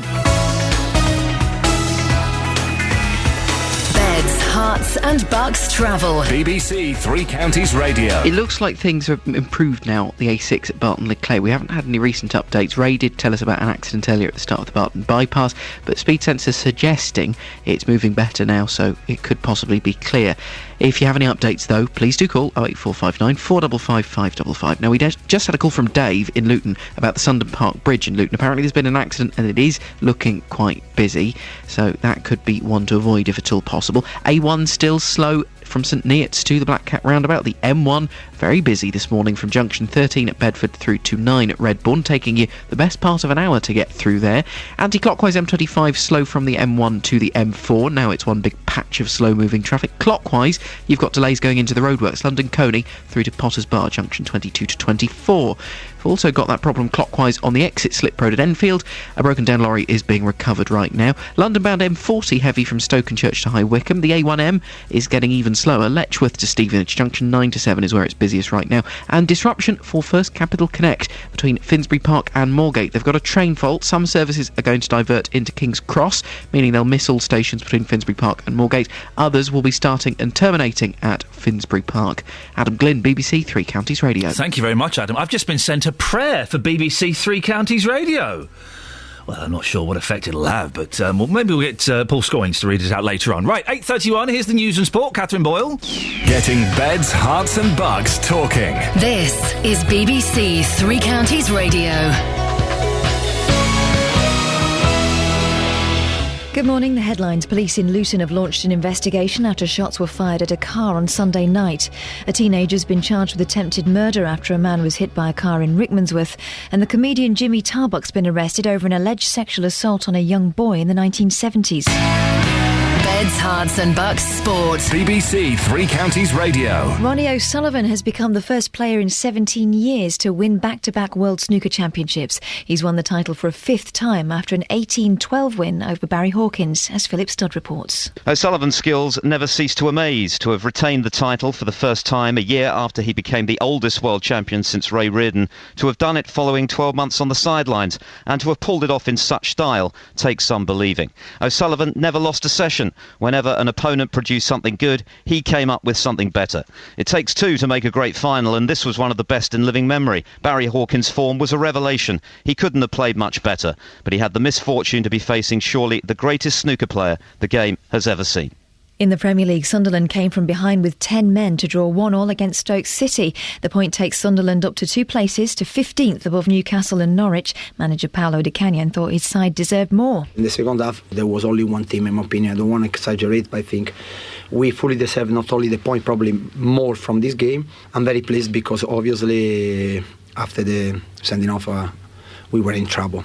Tonight, both FA Cup finalists are in league action, with Manchester City hosting West Brom and Wigan at home to Swansea. Both of those games kick off at 7:45. City manager Roberto Mancini can afford to rotate his squad ahead of the Wembley showpiece, but Wigan boss Roberto Martinez is expected to field his strongest side, as victory in his 150th game in charge will lift them out of the relegation zone. Brentford are through to League One playoff final after beating Swindon on penalties just over a week after they missed one that would have taken them automatically. They'll play Yeovil Town, who beat Sheffield United 2-1 on aggregate. And that's your latest news and sport. More from me at 9 o'clock. Across beds, hearts and bucks, this is Iain Lee on BBC Three Counties Radio. Morning, here until 9 o'clock, then it's JVS. Coming up, at what age did you first try alcohol, and when would you give it to your kids? Well, according to research, 80% of parents and carers would wait until their child was involved with alcohol before bringing up the subject. Well, we sent our reporter Justin Dealey out with a bottle of hooch to see if he could find any 8-year-olds he could pour it down the neck of. I am joking! But he has been out finding out what you think. And just hours after a peace rally was held in Luton, the town suffered its 13th gun-related incident of the year. Well, police have launched an investigation after shots were fired at a car on Sunday night in Culverhouse Road. Chief Superintendent Mark Turner will be joining me on the show. What do you want to know from the police? How do you think they're handling? What would you like to see them do? 08459 455 555 or text 81333. Start your text 3CR. The comedian Jimmy Tarbuck has been arrested over an allegation of child sex abuse dating back to the 1970s. He's been questioned by detectives from North Yorkshire Police and released on bail. Our reporter Simon Thompson has more on this. Simon, what do we know about the circumstances surrounding Mr Tarbuck's arrest? We know, Ian, that Jimmy Tarbuck, who's 73, was questioned by North Yorkshire Police back on April the 26th, although his name hadn't been revealed until the Daily Mail named him last night. It's in relation to an incident which is said to have happened in the late 1970s in Harrogate in North Yorkshire, involving an alleged victim being a young boy. Now, Jimmy Tarbuck's arrest is not part of Operation Yewtree, which was set up to investigate the allegations against Jimmy Savile, but is part of a separate investigation following information passed by the Met Police to North Yorkshire Police. And the police have issued a statement, haven't they? What does it say? They have a short statement from North Yorkshire Police, which simply confirms many of the facts we already know now, but confirming that a 73-year-old man was arrested in Kingston-upon-Thames in southwest London on Friday the 26th of April. The complaint relates to an incident that occurred in the late 1970s involving an allegation against a young boy. The man was released on police bail pending further inquiries. Of course, that man now known to be Jimmy Tarbuck, and it would not be appropriate, the police say, to comment further at this stage. A lot of the younger people here at Three Counties unaware of Jimmy Tarbuck, but I remember him. He was a huge TV star, wasn't he? Very much so. I mean, Jimmy Tarbuck has been on our TV screens for the best part of half a century. He was born in Liverpool in 1940, actually a classmate of John Lennon. His first TV breakthrough came with It's Tarbuck in the mid-1960s. He's hosted numerous quiz shows, including Winner Takes All and Full Swing, perhaps less on the TV screens than perhaps 15 years ago or so, but still very well-known TV personality. And in fact, in 1994, he was awarded an OBE by the Queen for his services to show business and charity work, and last November he was appearing in the Royal Variety performance at the Royal Albert Hall in London. His daughter is, of course, the actress, TV and radio presenter Lisa Tarbuck, and so far there's been no comment from her, from Jimmy Tarbuck, or indeed from his agent. Simon Thompson, thanks very much indeed. This is Iain Lee on BBC Three Counties Radio. 08459 455 555 is the telephone number if you want to give me a call. If you're concerned about the events in Luton, 13 gun crime incidents in Luton this year alone, another one on Sunday night. Well, I'll be speaking to the Chief Superintendent of Beds Police, Mark Turner, at about quarter to nine. So if you've got any questions or any points or suggestions you'd like to put towards him, could you give me a call, 08459 455 555, or send me a text, 81333, start your text 3CR. I'm getting angry about this. I'm getting bored of hearing another gun crime, whether it's some idiot firing a gun in a house or someone trying to shoot someone in a car. It's got to stop, hasn't it? Well, we spoke to the Deputy Police and Crime Commissioner, Tafeen Sharif, last week. Oh, we're handing out press releases. Oh, right, OK, yeah, that's going to do it, isn't it? It's a press release. What a press release is, it gets sent to people like me and my producer. We get emails. I get about half a dozen every day, press releases. And we look at them and go, nothing new there, we're not going to do that on the show. There's something in there, but probably not. That's what a press release is. You don't see a press release. We decide whether you get the press releases. Do you think that the police are doing enough? Roadblocks. Random roadblocks. Stop every single car that stops, that drives past. Check the boot. Check the glove compartment. Check under the seat. Random stop and searches in the streets. That's what you need, isn't it? Is it? Police, we had the gentleman who used to be in a gang and now helps kids get out of gangs.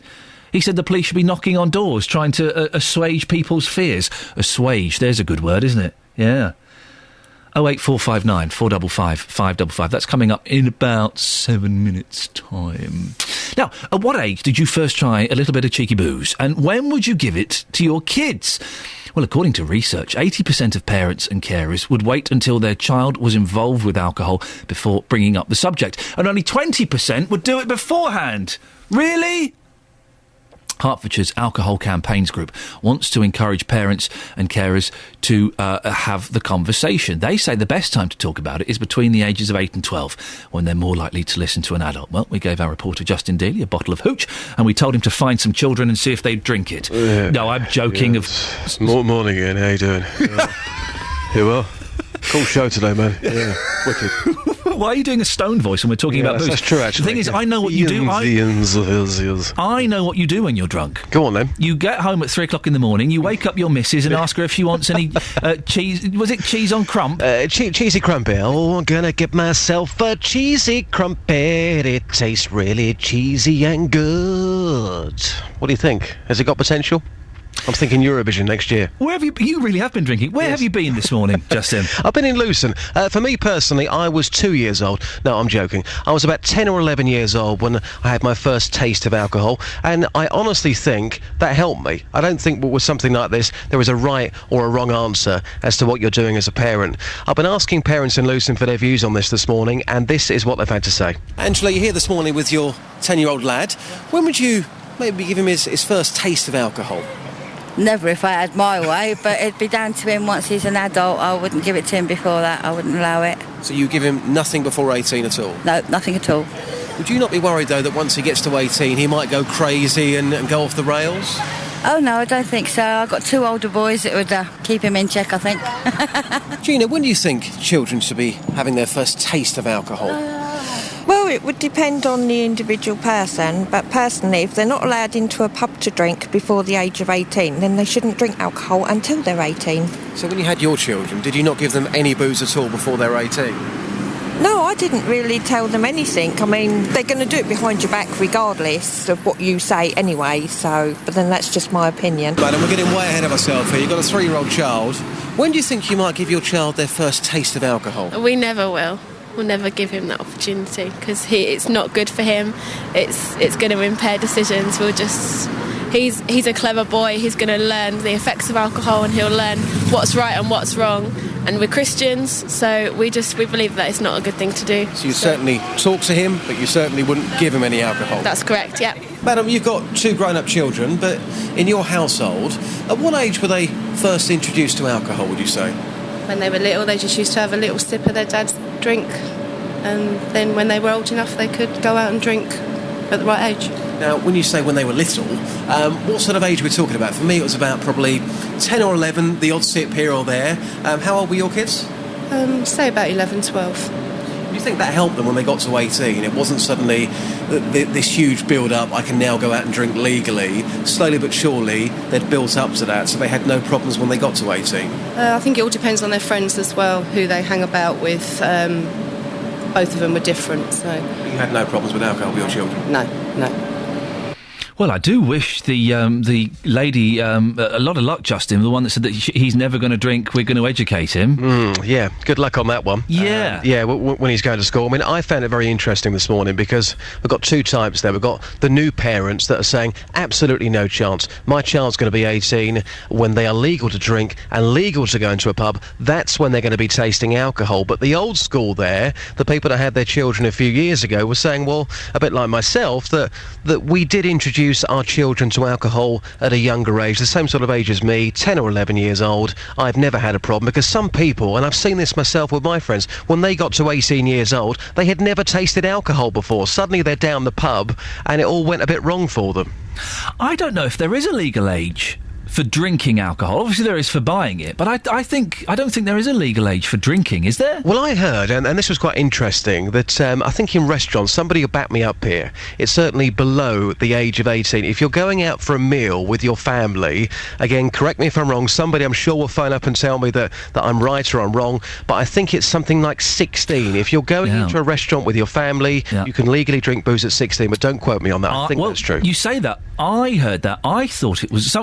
08459 455 555. We needed a definitive answer because we're the BBC. We could be giving out dangerous advice. I thought it was 14. 14. I thought that I could go into a restaurant with a 14-year-old. I have no idea why I'd be doing that. But you go into a restaurant with a 14-year-old and I could buy them a glass of wine and they could drink it. I think... there'll be someone listening who knows far more than these 2 idiots that wittering away on the radio. 08459 455 555. At what age can I buy booze for kids?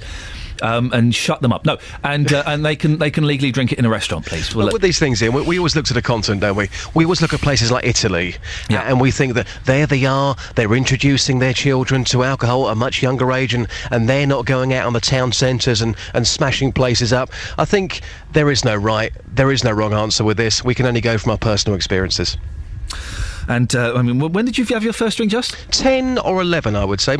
Maybe younger. We're not talking here about getting smashed. No. We're talking here about having the odd sip of my dad's alcohol, because I've always looked up to my dad, and when he was drinking beer, the odd sip, a bit like that lady said there in the piece, certainly did me no harm. Oh, I've just remembered something. I remembered we going to family parties when my family lives in South London. For some reason, there are lots of these parties in this sort of big boozy club. Mm-hmm. And I remember being about 8 years old and going around doing a little bit of minesweeping. Going around and, there's a glass there, a little bit of that, a little bit of that. Thank you very much. Don't mix those drinks. Don't mix Not 8 years old. I like the way, and we will be told off for this, that we are dealing with this alcohol story very seriously, Justin. Yes, absolutely, yes. This is the BBC and we're talking about alcohol. Yeah, it's very dangerous. Travel news now, Adam Glynn. Beds, Herts and Bucks travel. BBC Three Counties Radio. Disruption for First Capital Connect on the trains between Finsbury Park and Moorgate. They've got a fault, so some services are going into King's Cross, missing all stations between Finsbury Park and Moorgate. Others will terminate and start at Finsbury Park. On the road, still busy on the A1 at St Neots. From Eton Soken and St Neots through to the Black Cat roundabout, you'll find queues. A1M slow from Letchworth to Stevenage Junction 9 to 7. And the A1, once you get down to London, Boreham Wood is very busy. Stirling Corner to Mill Hill Circus. It's been a very slow morning for the M1 today. Long delays still from junction 13 at Bedford to 9 for the A5 at Redbourne, taking you about 40 minutes to get through the queues there. As you approach the M1 on the A421 northbound through Woburn Sands, we've got heavy traffic. The A5 in Dunstable looking slow between the A505 and Lynch Hill. London-bound M40 heavy between Stokenchurch and High Wycombe. You're also going to find a bit of traffic in Aylesbury on the A41, and then as you come through Watford on the A41 down toward the M25, it's queuing. A414 at the Park Street roundabout is slow. Clockwise M25, there are queues from London Coney to Potters Bar through the roadworks section. Anti-clockwise is stop-start from the M1 all the way to the M4. Adam Glynn, BBC Three Counties Radio. Thank you, Adam. Just to flag up at 9 this morning, JVS will be asking, is there anything wrong with letting children try alcohol? You can give them a call now if you want, 08459 455 555. Right, it's coming up to 8:47. It's Tuesday the 7th of May. I'm Iain Lee and these are your headlines on BBC Three Counties Radio. Police in Luton have launched an investigation after shots were fired at a car on Sunday night. A teenager has been charged with attempted murder after a man was hit by a car in Rickmansworth. Coming up before 9 o'clock, just hours. I've missed sport. I do apologise. Team Sky say the plan remains for Chris Froome to be the lead rider at the Tour de France ahead of last year's winner, Sir Bradley Wiggins. I apologise. Coming up before 9, just hours after a peace rally was held in Luton, the town suffered its 13th gun-related incident of the year. Chief Superintendent Mark Turner will be joining me on the show. What do you want to know from the police? 08459 455 555. Let's get the weather. Here's Kate. Beds, Herts and Bucks weather. BBC Three Counties Radio. Another beautiful day expected across all three counties. At the moment, blue sky and sunshine. May see a bit more cloud this afternoon, but it won't get in the way. And temperatures getting up to 22 Celsius, that's 72 degrees in Fahrenheit, so slightly warmer than yesterday. The change, I'm afraid, happens overnight. It's a nice end to the day, so if you want to make the most out of the sunshine, stay out until it gets dark, because that's probably the last you'll see for a while anyway. If you are heading out overnight, it turns cloudy around midnight, and then towards dawn tomorrow morning, we'll start to see outbreaks of rain arrive from the southwest. Temperature-wise, down to 7 Celsius, 45 degrees in Fahrenheit, and we'll be waking up to a very different day on Wednesday. Rather cloudy, rather breezy with outbreaks of rain, but brighter in the afternoon. Still breezy though. In fact, through Thursday, very strong winds are expected. We're keeping a close eye on those. But temperature tomorrow, not too bad, just feeling cooler than it does, or than it has for the last couple of days. Maximum tomorrow, 18 Celsius, 64 degrees in Fahrenheit. And that's your forecast. Thank you very much indeed. Oh, I'm gonna get myself a cheesy crumpet. It tastes really cheesy and good. Weeknights from 7. Mark Forrest. Good evening, Joe. Good evening. Let's talk to Lynn. What's your story? Is there life after the armed forces? They've got fantastic skill set. City Street is great. Fruit, veg. You're telling me the best thing about your local market. It's inexpensive but quality products that's grown locally. How has adoption affected your family? He always says to me, she is my birth mother, but you're my mum. Mark Forrest. Weeknights from 7 on BBC Three Counties Radio. Just hours after the end of a peace rally held to try and end violence in Luton, the 13th shooting of the year ended the peace of the residents of Culverhouse Road. Police sealed off the area on Sunday night after a man on a motorbike shot at a black BMW. The car driver was uninjured. Well, last Monday I spoke to the Deputy Police and Crime Commissioner for Bedfordshire, Tafine Sharif. I asked her what the police are doing to tackle gun crime in Luton. Over the last 6 months, we have had many press releases, we've had press conferences, there's been community engagement. What does a press release do? How does that lower gun crime? It helps to communicate to the people what's actually happening, given the real facts. The kids shooting each other and stabbing each other and doing all these things, they're not going to be reading press releases, though, are they? They're not going to be looking at press conferences and thinking, oh, hang on a second, there's a press release put through the door. Let's get rid of those guns, lads. No, that was just one of my examples, of course not. I mean, the kids actually are on Twitter, on Facebook, and the police have been ensuring that the message is being communicated on there also. I'd forgotten the Twitter comment. The kids are on Twitter. Hey, hashtag get rid of your guns. Well, joining me now is Chief Superintendent Mark Turner. Good morning, Chief Superintendent. Good morning, thanks for having me on. Oh, no, thank you very much for coming on. We appreciate it. 13th gun-related incident in Luton this year. I'm getting bored of talking about it. Why do these incidents keep happening? Well, the incidents keep happening because of what we have is a very, very small minority of hardened criminals who will use guns in furtherance of that criminality. Now, that's not a good position to be in, and the police are going to do everything we can to take those people off the streets. We need various things to help us take those people off the streets. Community coming forward, giving us information, absolutely key in all of that. What exactly are you doing? You said the police are going to do everything they can. What are you doing? Well, we're concentrating our resources around some of these issues. As I say, this is an issue of organised criminality. So, let's be quite honest about this. There are people out there, there are certainly people out there in Luton who are going to use guns. They do have access to firearms. They are small numbers we're talking about. So we're going to concentrate those police resources on finding out everything we can about those people, tracing down and tracking down those people, being relentless and ruthless as to how we do that. What more can you tell us about the incident on Sunday? The incident on Sunday was, I think you've probably put the details out there, really. Fountains Road, New Bedford Road, Culverhouse Road, in that area. Shots fired at a BMW by a man on a motorcycle. Motorcycle made off, person ran off, and we're looking for that person at this time, the rider of that motorcycle. And again, we want people to say, did you see that incident? Do you know who's involved in that? Because there will be people out there in the community who know what's gone on around this. Does Luton have a gang problem? Sorry? Does Luton have a gang problem? I don't think it has a gang problem any more than any other town or city of this size, and it's important that we keep that in some context and in that perspective. When we talk about gangs, we have organised criminal gangs, so we have people who know what they're doing, how to make money out of crime, and these can be fairly sophisticated networks. And it's really, really important we get the intelligence and look to disrupt and dismantle those as much as we can. This issue that we have gangs roaming about in Luton willy-nilly, I simply... Well, in fairness, I didn't ask that. I did ask if Luton has a gang problem. I didn't mention roaming or willy-nilly at all. No, but it can be thought that Luton has a bigger issue than we really do. We have 13 gun incidents in a year is a big issue, isn't it? Sorry? 13 gun incidents this year alone. It is a very big issue. Yeah, it's an issue, yes, and it's an issue that we're looking at, we're responding to, quite clearly. If we have one gun crime, that is one too many. So clearly the position we're in at the moment is not a position we want to be in. We've got to focus our resource and do everything that we can to drive down those numbers, quite clearly. I don't know if you heard Tafine Sharif's approach to this. They're sending out press releases and speaking to the kids on Twitter. Useless, isn't it? No, I don't think it's useless, but I think what we've got to do is have a whole load of things that we can be doing. Now, clearly, communication is one of those. But on Twitter, if you hey kids, get rid of your guns on Twitter, hashtag no to guns, that's not going to have any effect at all, is it? Yeah, I'm not sure we actually said that. I think what Tarif was probably saying there was that what we were doing was trying to communicate with as many people as possible.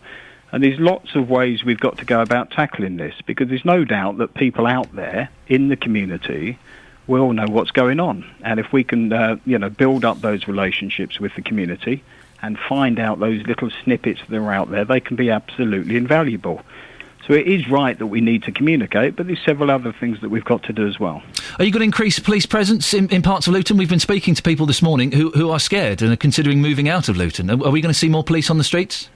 You'll certainly see more police on the streets, and Luton has certainly seen more police on the streets, really, in the last 12 months or so. We have been pretty good, actually, at driving down the amount of serious crime that occurs. That's always a strange thing to say when you're looking at 13 gun crimes, of course. So we will continue the impact, continue that high visibility. Can I read you a couple of emails and texts we've had from listeners? These are people who live in Luton. Ray says, the police in town don't do enough. On Sunday afternoon, a bank holiday weekend, where were the police? In Riddy Lane, 2 of them with a speed camera gun. Right time, right place, good use of resources?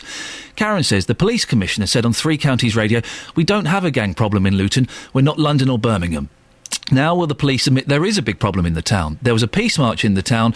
The residents are saying there are problems, so the police need to listen to what they're saying. And Pat says on the text, on gun crime we have Ollie Martins doing nothing but a PR job. A peace march that lacked the appetite, and the slogan Luton in harmony all but useless as a stunt. Where are the police in all of this? What are they doing? We want action. We want it now. Get your officers off their backsides and do something like proper policing. Have they heard of nil tolerance? People are angry and they're upset, aren't they? Yeah, people are angry and upset, and I can see that. You know, what I would try and reassure them, if people will listen to what I'm saying around this, is that we are active. We are constantly acting off intelligence, and it has to be intelligence and evidence, and we are constantly making arrests, we're carrying out warrants, we're going into people's houses where we get that information to be able to do that. So we are on the front foot about this, I can assure you of that. As I've said before, if we have one gun crime, it's one too many, and I can see how people can react to that. But there must be a sense of proportion put into all of this, and people must come forward and help us do that. We're going to continue to be proactive on the front foot against this small number of criminals who are causing havoc for people. We understand that. How about getting a bit tougher, Superintendent? How about roadblocks? How about random searching of cars in the boots, under the seats, in the glove compartments? How about stopping and searching? Even if you find nothing, surely it would send a message out to the criminals and also a message to the residents who are scared, wouldn't it? Well, talk about sending a message. What we do, it always has to be intelligence-led. Okay, and you'd expect you'd expect the police force to act on intelligence. Well, I would expect them to act on intelligence. I'd also expect them to, after the 13th shooting in the 5th month of the year, to be out on the street, at least showing people that they're doing stuff. Well, I think we are out in the street showing people. People aren't seeing you, though, Mark. Presence around that. Yes, we have. I can assure you of that. Our listeners aren't. Our listeners aren't seeing you, Mark. They're seeing you do speed cameras on bank holidays. Well, they might see one person doing a speed camera, and I don't know the details of that one because you've only just told me about that. They will also see a much more visibility. They'll see much more visibility in Luton.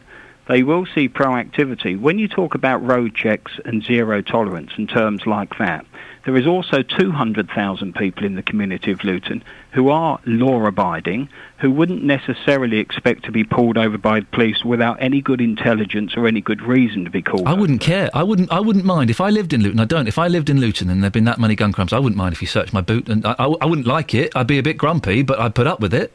Well, I think you've just said there that you wouldn't like it. I'd be grumpy. I'd be grumpy. If it stops if it stops a kid getting shot, Mark, I don't mind being grumpy. Listen, we're running out of time. Very quickly, how likely is it we'll be talking about another gun-related incident next week? What are you going to do if there is one?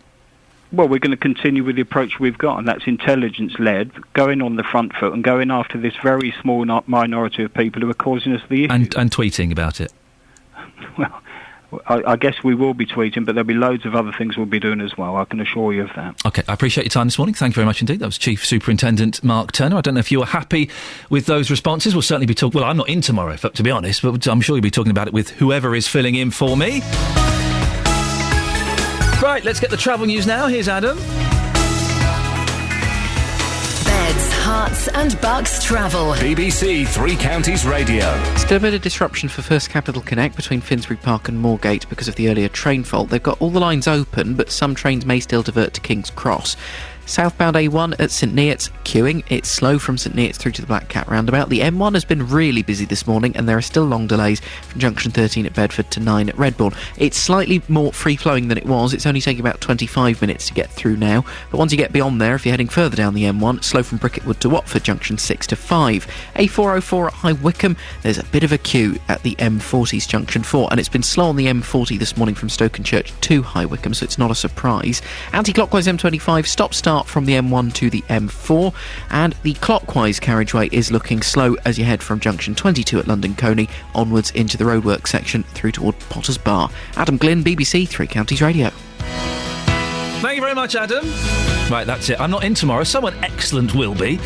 I'll be back on Thursday. Before I go... I'm gonna get myself a cheesy crumpet. It tastes really cheesy and good. Thank you. Getting beds, hearts and bugs talking. This is BBC Three Counties Radio. You speak for us all, Justin. Good morning. Welcome to the JVS show. I'm Jonathan Vernon-Smith. It's Tuesday, and on today's Big Phone-In, I'm asking, is there anything wrong with letting children try alcohol? A Hertfordshire